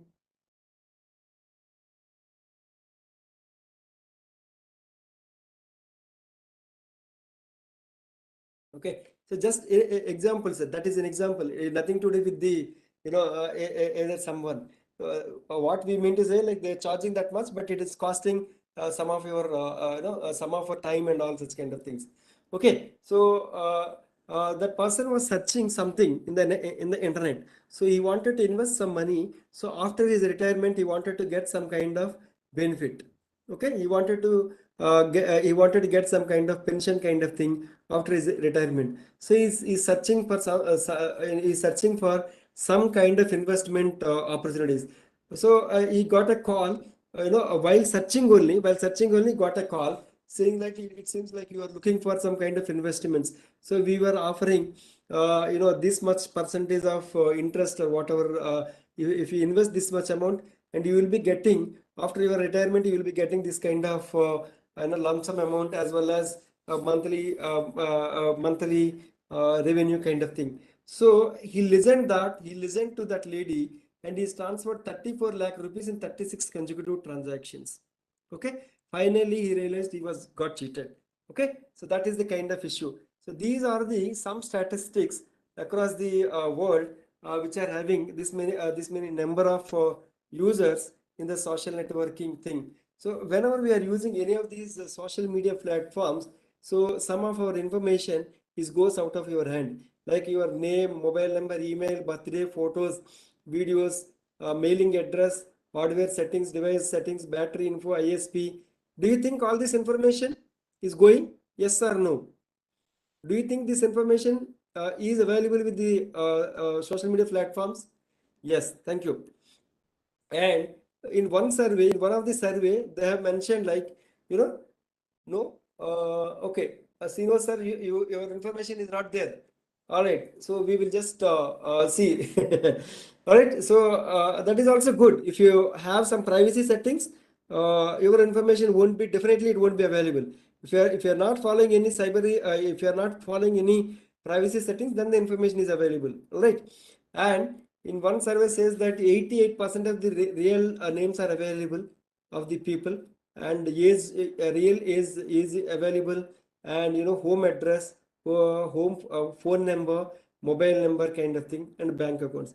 If this kind of information if it is available in an internet, is it someone can misuse it, or they cannot do anything?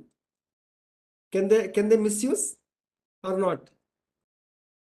Yes, right. So that kind of information is available, definitely they will be start misusing such kind of information. So that is what, like, these are the some risks in the social networking sites.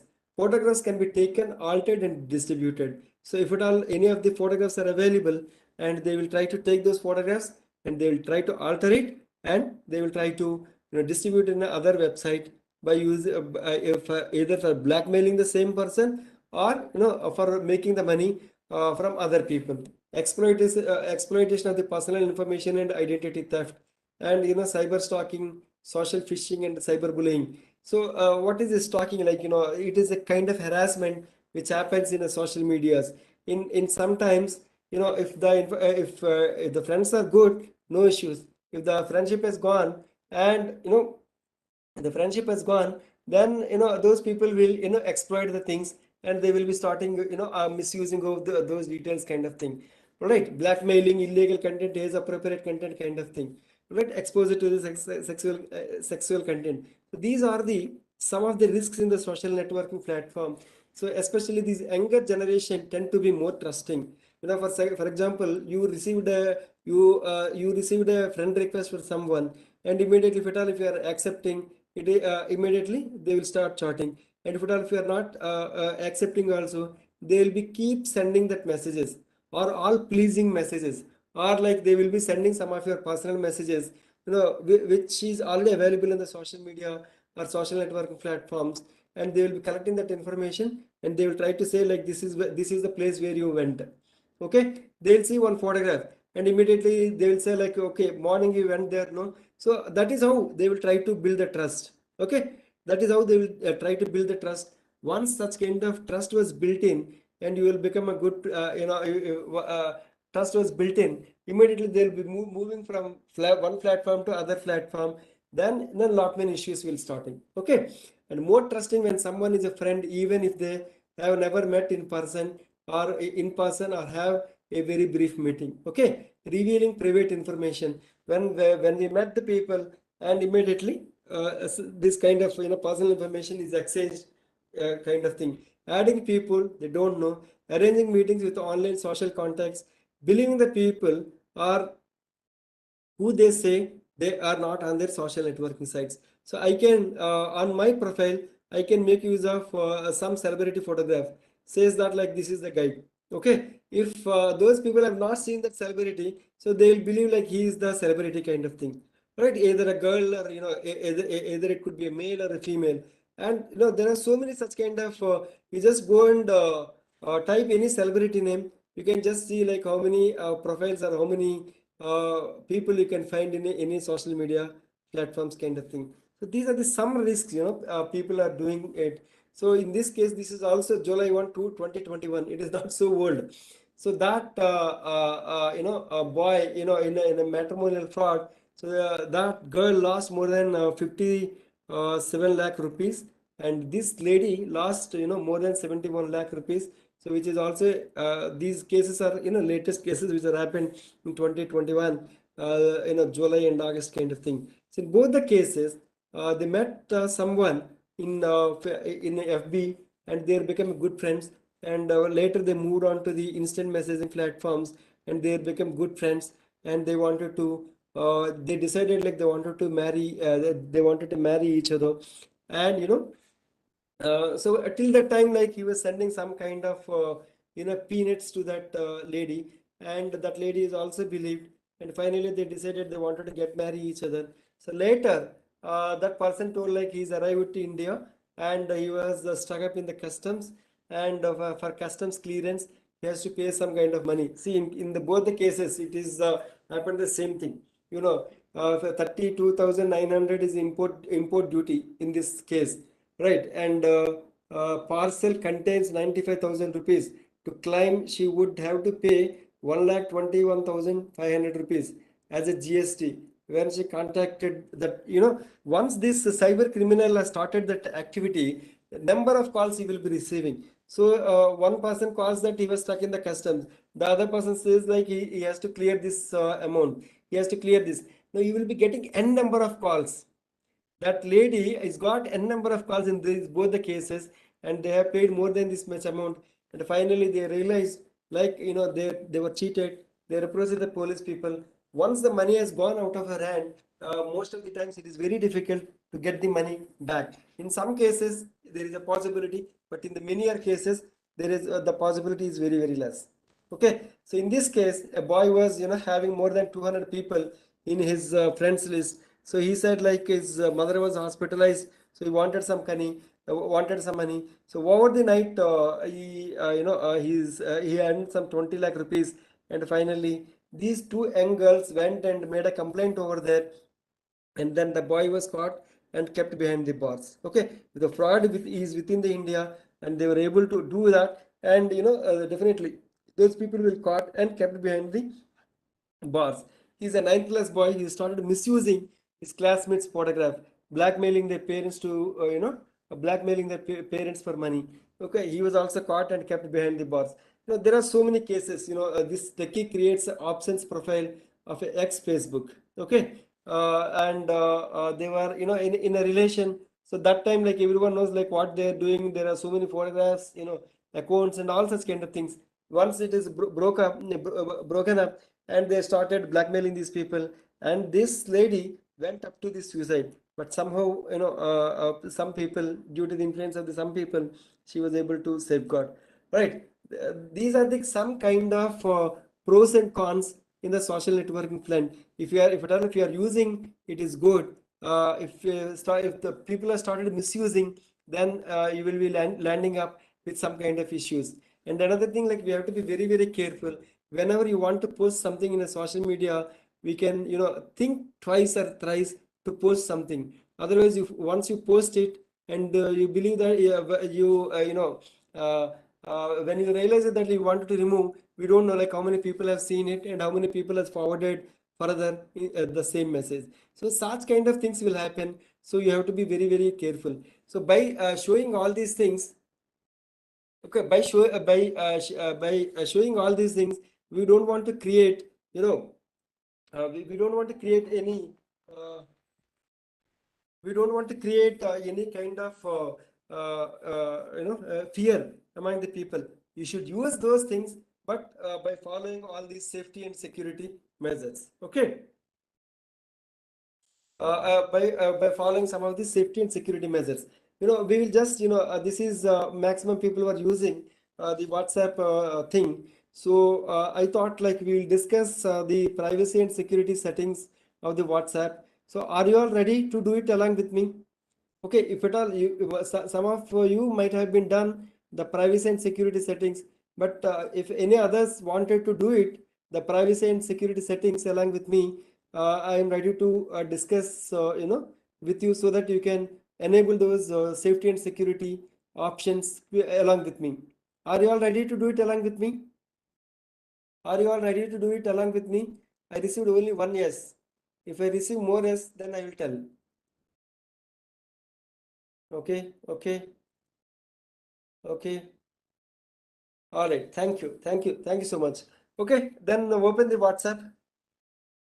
Please open your WhatsApp and click on the three dots. If you click on the three dots, you will be getting these options called new group, new broadcast and all. Click on the settings.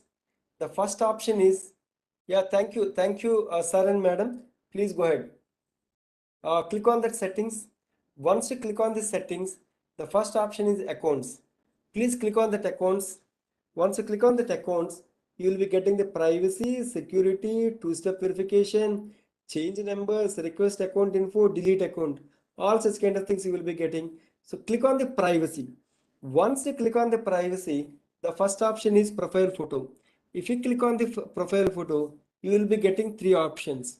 So the profile photo is visible to everyone and my contacts or my contacts expect. So which one you wanted to choose? Which one you wanted to choose? So by default, it is for everyone. So which one you wanted to choose? Everyone or my contacts accept. Okay. So preferably, if it is by default everyone, change it to my contacts. So change that profile photo to only my contacts. And next option is about that you can see it later part. And next option is status. Once you click on the status, there you will be getting three options. So who can see my status updates? My contacts expect or only share with. Okay. So I preferably I'll keep it only my contacts. Then there is an option called groups. Who can see like in the groups can who can add me into groups? For example, if you have chosen everyone, so everyone can add you into their WhatsApp groups. Okay, if you choose only my contacts, only known people can add into their WhatsApp groups, and my contacts accept. You can explore any of these things. So these are the three important privacy options which are provided by the WhatsApp. So we have to ensure these privacy options are enabled properly so that we can safeguard ourselves. So profile photo, keep it only my contacts. Status, try to keep it only my contacts. And groups, keep it only my contacts. Otherwise, in the groups, if at all, if you are leaving to everyone, so everyone can add into their WhatsApp group. If you keep only my contacts, nothing is going to happen to you. Okay. If Jagdish wanted to add Mr. Srinivas Rao into into Jagdish WhatsApp group, he will get a notification. Jagdish wanted to add you into his WhatsApp group. So will you allow or not? If you allow, he will be added. If you deny, he can't do anything. Jagdish can't do anything. Okay, that is as simple as that. Okay, these are the privacy settings. Are you all clear? Are you all able to set? Are you all able to follow? All right, thank you. So these are so the reason why I'm saying, please let me tell you, right? In lockdown, you have seen, no, the combing, dressing, childhood friends, whatnot, all those videos are came. There are so much of things which are happened. So once those videos are available, then they started misusing those videos, and they are, by using these deep fake apps, they are completely altering those videos and started misusing and blackmailing those people. And recently in Hyderabad, so one of the couple's profile picture was taken away. They cannot copy, but they have taken that high resolution image. They have taken in a screenshot and they started blackmailing that family. Right, the family was lost their reputation and they lost lot of money. Finally, they approached the police people. Both wife and husband, without each of their knowledge, they have paid lot of money to that fraudster. Finally, they realized like they're paying money to that fellow, and they have paid more than 10 lakh rupees, but still that fellow is not leaving them. So they have approached the police, and finally the case was registered. But he was not caught. But then he was started blackmailing, like he will keep it into the public, in the social media platforms, YouTube and all such kind of things. But somehow that still the case is investigation. So such kind of things will happen. If some things happen, the financial loss will start. Okay, if you follow these some of the privacy options which are provided by the platforms, then these things will be more useful to you, so that you can safeguard your things. Okay, the next option is in the privacy. There is last option is called fingerprint, finger lock. If you want to enable, you can enable, but I won't suggest you to enable the fingerprint lock. I suggest you settings, accounts you have seen, in the privacy you have seen, security you have seen, and the next step is two-step verification. Once you click on the two-step verification, on the right side screen you will be getting. Select that and click enable. Once you click enable, they will be asking to enter some 6-digit code. Once you enter that code, next option is email. That if you want to give, you can give, otherwise you can skip, or it is optional. So once if it is done, and you just enter the pin and click on done, so the pin will be set. Okay, the pin will be set. Once the pin is set, whenever you wanted to open that WhatsApp, it will ask you the code.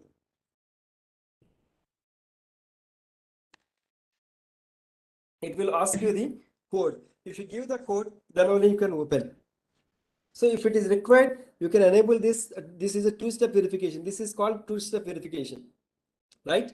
Initially, you will be keeping some kind of pin. Then only it will open. If the person knows the pin, and if you want to enter into your WhatsApp account, also you can't do. Here you have another pin. Okay. That is the reason it is a two-step verification pin. Okay, if you want to enable, you can enable, and sometimes it will be useful, sometimes it is dangerous also. If you want to safeguard your things from other people, and if more number of people access the same device, you can keep this so that other people cannot look into it. Okay, so this is what has happened in one of the thing. He was maintaining a friendship, and his wife saw that, and vice versa also it happens. So that became another issue kind of thing. So to safeguard your thing, and as an individual, see for example, outside also, whenever you are opening this WhatsApp in a WhatsApp web kind of thing, so there also, unless and until you provide the pin, no one can enter into it. Okay, so this way, like this can be useful, but if you want to enable, you can enable it. Otherwise, you can just leave it like that. Okay, if it is a children, please ensure that any of your children are using, you should know the password. If it is a children, definitely you should know. If it is an adult, okay, that is acceptable. But if it is a children, you should know. All right. So I hope it is clear to all of you. Okay, next option is you will be getting a lot of media onto your in your WhatsApp thing. So whatever the media you're getting, so all the media will be dumped onto your mobile phone. Like whether you have 128, 256 GB, whatever the space you are having, so that entire thing will be dumped onto your phone memory. Okay, to stop that, you can do this. You can go to, now this is applicable both individual as well as group also. Open any group, click on the group info. Once you click on the group info, you will be having this mute notification, custom notification, media visibility. Once you click on the media visibility, right side extreme screen, you can see that. Okay, the default, yes, like whatever the media is coming, that entire media will be downloaded into your phone memory. Okay, and if you select no, no media will be downloaded into your phone memory. But like what are the media are getting, it will be there in your WhatsApp account only, in their WhatsApp group only. But whenever you want, you can open it and you can leave it. But if you choose no, no media will be downloaded, so that you can safeguard your phone memory. And if these images like good morning, good night messages, if at all if you are downloading, if the image have any virus or Trojan, so that means your mobile will be your mobile is compromised. Okay, without your knowledge, the mobile is compromised, and lot of data, like what are the data, whatever the thing you are doing, so all that information is goes out of your hand. Okay, if you want to enable these options, you can enable, and you can safeguard your phone memory, as well as you can phone security also you can safeguard. So these are the some of the privacy, security, and storage options which are provided by the WhatsApp. You can enable those things so that you can safeguard your WhatsApp account, as well as you can safeguard your phone memory and all such kind of things. Are you able to do it? Are you all able to do it? Please say yes or no, like whatever we have discussed now, are you all able to do it? All right. Okay, good. So if at all, if you are not, if you are opened your WhatsApp to everyone, you will be getting this kind of messages. So whenever they're asking and whenever they wanted to, whenever they're asking you to click, if at all, if you are click and you will be providing, so a lot of your information is goes out of it, or along with the link, something will be downloaded. So you have to be very, very careful. So these kind of these unwanted messages, if you want to leave out all these unwanted messages, so better you can my groups, keep it only my contacts, so that other people cannot add or cannot send any messages to you. Okay, so this way you can safeguard those things. Okay, so these are the some of the things. So for example, if you want to find out, you have uploaded some of the photographs in social media platforms, so those photographs are only available with you, or any others are using. There is a website called tineye.com. Open the tineye.com, upload any of your photograph, and see like any other people are using or not. So I have uploaded my ISEA image, and I found like more than 10 people are using. So now I can ask those people, why are you using? And if they acknowledge, it's well and good. Otherwise, if they started misusing, I can raise a complaint against those guys. Okay, any of your photos, whether only those photos are with you or someone else are using, you can find out by using this website called tineye.com, so that if anyone is using, you can ask those people to remove those photographs, and you can safeguard your information. There is a website called pictomap.com. Once you upload any of your picture into pictomap.com, it will gives you a whole lot of information. You can just see like what is the device which you have used, what is the file information, what date and time you have taken the photograph, what is the longitude and latitude, what is the location information. You will be getting the whole lot of information, right? We all know that one picture will give you more than 1,000 words of information. In the same way, in the digital world also, if you upload one image, and you will be getting whole lot of information. I told you sometime back, in any social media platforms.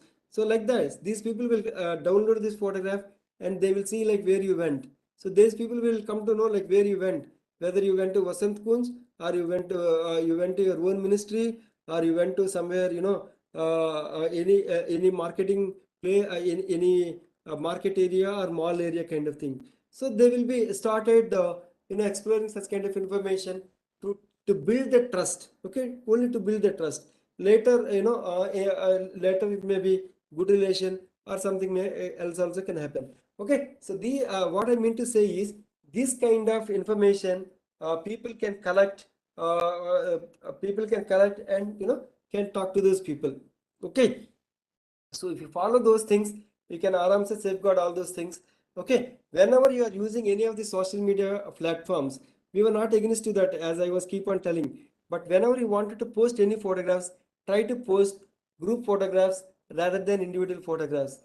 Try to post low resolution photographs than the high resolution photographs. Try to keep minimal information whichever is needed. If you are keeping a lot of information, then there are always chances that people can start misuse such kind of information. All right, use social media platforms, try to give less information, try to post group photos rather than individual photos, and low resolution images rather than high resolution images.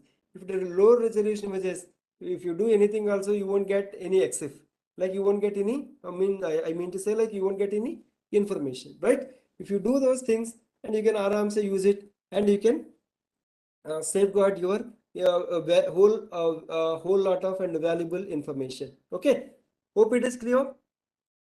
Hope it is clear. Okay, good. Thank you. Thank you. And next thing is like Facebook. If anyone are using the Facebook, so that we will discuss, otherwise we will move on to the next topic because we are already running out of time. You want me to discuss Facebook? No? You want me to discuss or not? Okay. You want to okay, no. Okay. Okay. Okay. Okay, I'll quickly cover that Facebook also, so that I'll just logged in my Facebook account. So let me take you to my Facebook account and show you that. Okay, so this is my ISEA Facebook account. Okay, just you don't do anything. Try to see later. You try to do that. Okay, there is a drop down arrow. Click there, and there is something called settings and privacy. Click on the settings. Once you click on the settings, left side you will be getting whole lot of information. So you will be providing your general information. All this information is publicly visible. If you choose, okay, in the edit your information, so like you wanted to give to anyone or not. So that information you can just do it here. And security and login, as I told you, all right. So which device you have used, which operating system you have used, what is the IP address? Okay. So these I told you, like some information, it is goes out of our hand. So this is how, what operating system you are using, whether are you using a desktop, laptop, or a PC. You can just see, yes, somewhere it shows like desktop, somewhere it is a mobile phone, or what is the operating system, what is the IP addresses, and all such kind of information it goes. And if you are disable those things, they can't do anything. You can change your password. Here also two-factor authentication. Use two-factor authentication. Just now I have explained in the WhatsApp. In similar way, you enable this two-factor authentication for your Facebook also, so that you can safeguard your whole lot of information. And third one is your Facebook information. Here there are so much of information is there. Please see option for one by one option. There is an option called off Facebook activity. Let me discuss this off Facebook activity. So what happens? This off Facebook activity, when you are logged in, and on your mobile device or on your desktop also, if you are logged in, and if at all if you are not logged out, so what are the search you are doing on your what are the search you are doing, what are the transactions you are doing, and what are the things you are viewing, all that information it goes here. Okay, so this off Facebook activity, they'll capture all that information and manage your off Facebook activity. They have given an option, right? It's up to us. If you want to enable, they will see. If you disable, they can't see anything. You can remove the history, and you can set the options here. Okay, off Facebook activity off. If you want to off, you can off it. If you want to on it. Whenever you are owning it, all our information, it goes to those people, and they can see like what you are doing. Okay, that is the off Facebook activity. And next is privacy. If you once you click on the privacy, there are so many options are there. You can just explore. Let me show you some important aspect. Who can send you a friend request? Everyone can send a friend request, but that is up to you to whether you accept it or not. Who can see your friends list? Who can see your friend list? Can you open it to the public, or restricted to the only some group of people? Public, friends accept, specific friends, only me. Which option will you choose? Whoever is using, by default it is a public. All your friend list, everyone can see. So these many options are there. Which option will you choose? Which option will you choose, sir? Friends accept, specific friends, only me. If you ask, I choose only me. Why should I show my friend list to other people? Or why should I show my friend list okay, other other friends. It is not necessarily like you can just decide yourself. If you ask, I will keep it only with me. But this profile I just kept it open since it is a public profile. Anyone can send friend requests and can assign such kind of people can send some kind of information to us, and who can use email address and mobile number. Here also you have options. Everyone are like to whom all you wanted to restrict, or only me friends kind of thing. So it is up to you whether you want to do allow your friends to see your mobile number and email, or like if you don't want to show it to anyone, you can restrict yourself to only me. Okay, so these are the kind of things which are available in the privacy settings of the Facebook. If you enable this two-factor authentication, and if you disable all these friend list and all such kind of things, and if you if you're not opening it to the public, and if you are disabling those things, you can 100% safeguard your Facebook page. Okay, hope it is clear. So you do please do those settings once after the session. Enable two-factor authentication, follow all the privacy settings and security settings, and you can aramse safeguard your Facebook account. Okay, the same thing is applicable to other social media or social networking platforms. Okay, so these are the some things in the same way. If you click drop down settings, security and login, and use two-factor authentication, and this is the information which goes out of your hand as I shown it to you, and these are the timelines and tagging kind of thing, and who can see your friend list and all those things. I just kept it only me. Okay, so if you follow these things, your account cannot be go out of your hand in spite of doing all those things. And if your Facebook account is hacked, facebook.com/hacked, use that hacked, so that by any chance your Facebook account is hacked, they will try to help you. In place of that hacked, you can use the report also. If your Facebook account is hacked, you can just report like this. And if any other people are using your if you found any other accounts on your behalf, you can just make a report by using facebook.com/report, so that you will they will be asking some questions. If you answer them, they will try to restore your account. They will try to remove the duplicate accounts. Okay, this way you can safeguard your Facebook account. But if you have any issues, you can use these things options to contact those people, so that those people also will help you out. Okay, hope it is clear. Hope it is clear. Please say yes or no in the chat area. All right, good, thank you. So these are the some things with respect to that Facebook security. All right.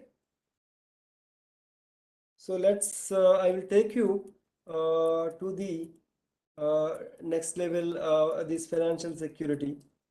Okay. See, these financial transactions are becoming more and more. Indian government is also promoting for the digital transactions, and because of the COVID also, many of the people are converted by themselves to the digital transactions people from physical transactions. Okay, is this a genuine ATM? Is it a right ATM or not? Can you please say yes or no?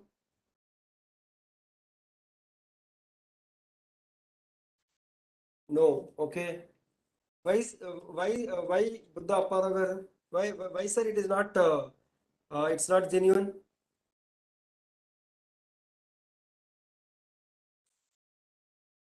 I wanted responses from more number of people, please. Now tell me which is genuine, top or bottom? It's free. Acha. A different color. Okay, top. Very good. Top is a genuine machine and the bottom is a fraudulent machine. Right. Thank you. So top machine is a genuine ATM machine where you can see the light. In the bottom machine, they have arranged a skimmer. So what do you mean by a skimmer? A skimmer is a small hardware device which captures your credit, which captures your details. See, the right side, I'm just showing the skimmer. So that is a skimmer where it captures your details, all your credit card details. It will capture. See these or credit card or debit card details, whatever the card which you are using in the ATM machines. Okay, this is another sophisticated ATM machine. So this is almost looks like it. On top they have arranged a small cap. So that small cap is containing a skimmer, and it is also having a camera. So it is capturing your all your debit card details, and it is also capturing your PIN number. They are cloning the card, and they will misuse that card, to do fraudulent transactions. So majorly these kind of attacks happens outside city, or like if the ATM is not used for a longer period of time or more number of people. So in such kind of situations, these kind of attacks may be seen, but otherwise you can just see. So these are the varieties of skimmers. In this particular machine, most of the times you can't differentiate whether the skimmer is there or not. But nowadays the skimmers are very, very sophisticated. It is almost looks like there is no skimmer, but in the but skimmers are there. They're capturing this kind of information. Okay, so please be careful whenever you are doing any transactions kind of thing. Okay, whenever you are entering the PIN, ensure that you have to enter the PIN in a secured manner. Okay, whenever you are doing any transaction, ensure that HTTPS should be there, padlock symbol should be there, and if you click on that padlock, and you will be getting this kind of digital certificate also. HTTPS should be there, padlock should be there. If you click that digital certificate, if you click, now if you go to SBI and click on that lock symbol, and if you see this security in the digital certificate, so definitely January 24, 2022, it might have been gone. Okay, they might have been got new digital certificate. If the same digital certificate is there still in the ATM, in the bank, in the State Bank of India, then we have to suspect that. Okay, so please see these things, HTTPS, padlock, and whenever you found those HTTPS and padlock, then only try to provide your username and password, and try to enable two-factor authentication for all your online banking accounts as well as social media accounts. Please enable this two-factor authentication for all your online banking accounts as well as social media accounts, so that you can safeguard your things by using that PIN or some kind of biometrics or whatever it is. If it is HTTP, the other person can see like what you are typing. If it is HTTPS, whatever you are typing, it will be encrypted, and it will be travel in a secured mode. Okay, so that's the basic difference between HTTP and HTTPS. So ensure that HTTPS should be there, lock symbol should be there, and HTTPS is good.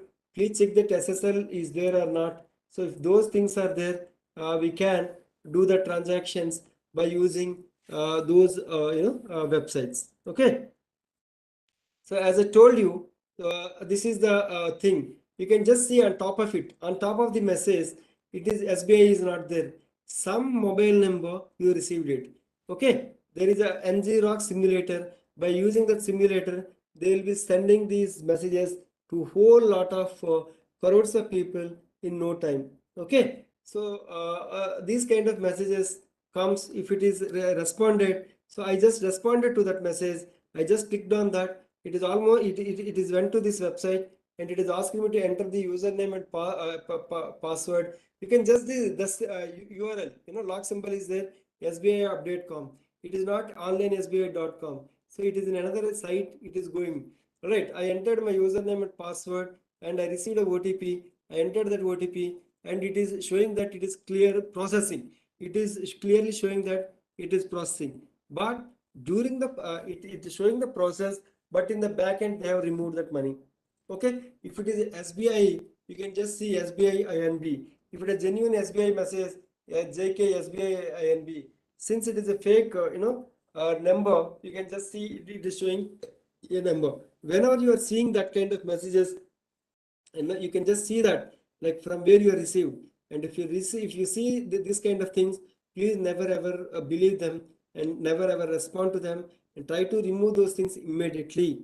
Okay, and if you call that number back also, nothing will happen, because that is only a they'll be able to receive those things, but not outgoing won't be there, and they can't receive any messages also. Okay, if at all, if you want to report, you can go to the DOT website and you can report about that. Okay, so these things it will happen. So please be careful while if you receive any such kind of things like your account is suspended, KYC, no one will ask you to do it in online. They will try to call and they will you can go to the bank and you can do all these things to get clarified and to safeguard your hard-earned money kind of thing. Okay, if you do this, you can say safeguard your money.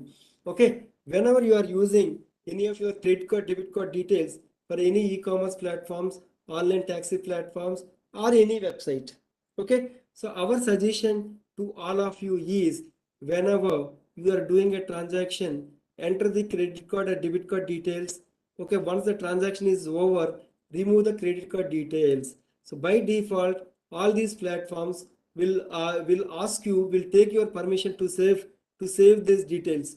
Okay, but we strongly suggest not to save any of the details on any of the e-learning on any of the platforms, e-commerce platforms. Okay, once the transaction is over, remove those go to payment method and remove all the payment details. Okay, whether it is a website, whether it is a mobile application, whether it is a e-commerce platform or whatever it is, try to remove all the details once the transaction is over. Why we are suggesting like that?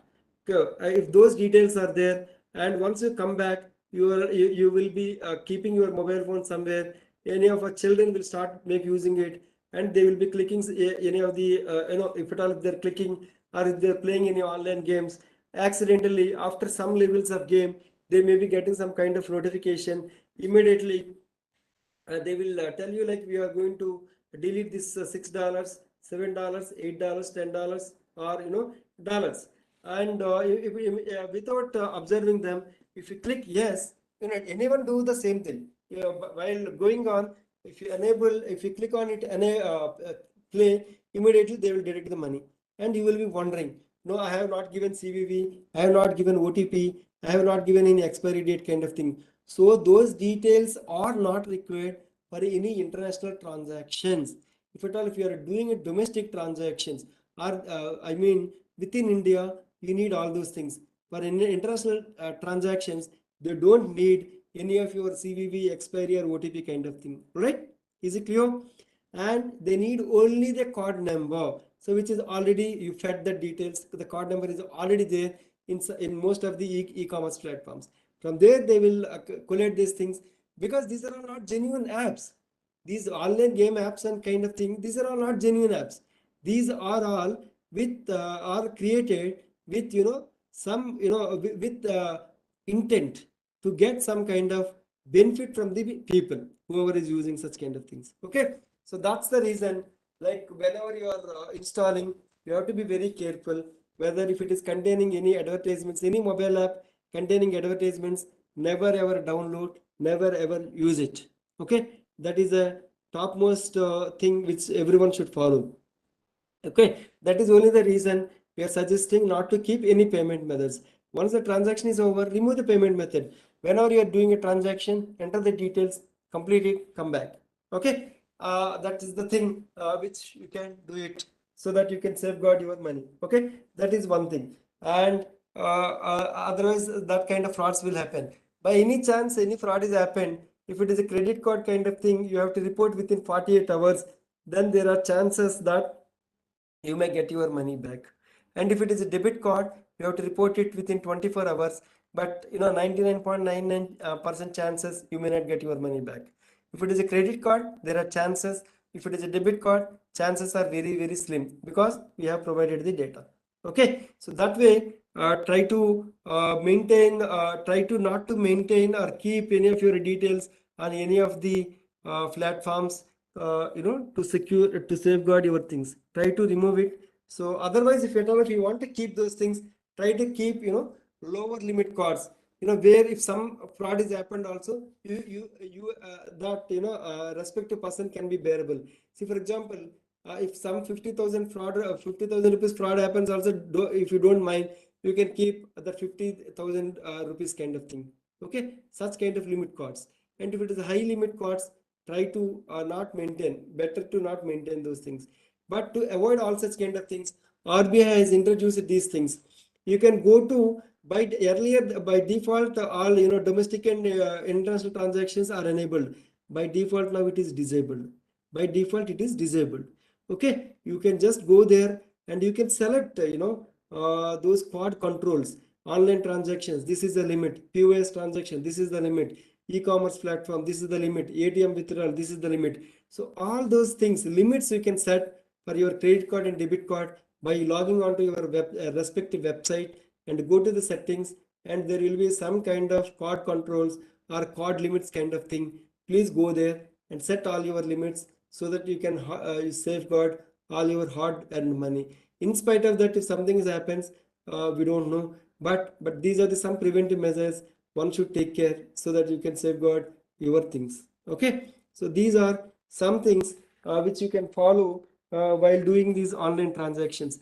Otherwise, whenever you are doing any QR code transactions, ensure that you are paying to your right person. And if at all, if you have received any QR codes for receiving money, please never believe that. See, for example, you have posted something in OLX platform. There someone is liked it, he wanted to buy. He may send you a QR code stating that, sir, I wanted to verify whether your account is correct or not.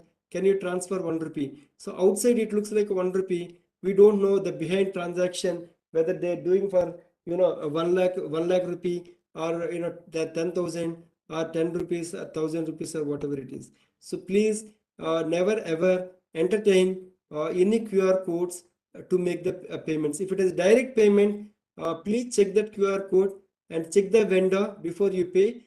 After that, you enter the MPIN and clear it off.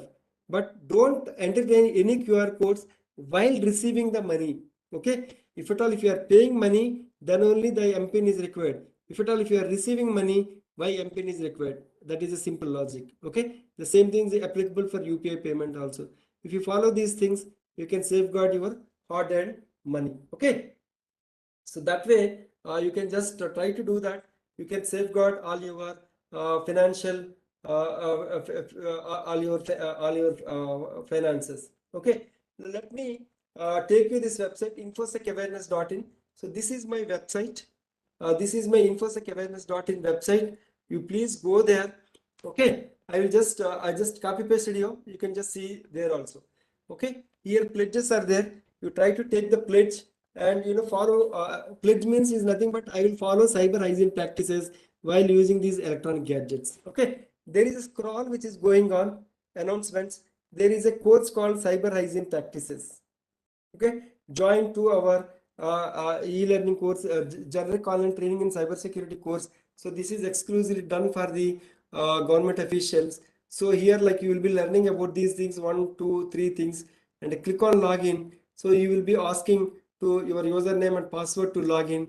And if you are first time, if you are coming, click on register. Try to provide this information like your name, email, mobile, and all, and click on register, and you will be registering, and you will be getting some confirmation mail. After that, you can access this course, and please enroll yourself to this course. Go through this course and try to enhance your knowledge so that at least whatever you learned today, and you will be learning some more things, and the same thing you can share it with your friends and family members. Let everyone be safe in the cyber world. If you enroll your course, complete this course, and you will be getting one kind of digital certificate. Okay, that you can make use of it. If it is a railway board, they're giving some kind of percentage for this certificate. You can enroll, complete this course, and you can submit it to your as part of your APAR, and you will get some kind of score for this certification. Okay, I'm not telling that I'm just telling to enhance your knowledge only. Okay, enroll yourself, infosecawareness.in. Go there. There is a 2 hours 2-hour cyber hygiene practices course. Enroll yourself. Please try to finish it off those course, and you can get this certificate. So we are going to send a mail within a day or two to all of you, to check whether you have attended URL register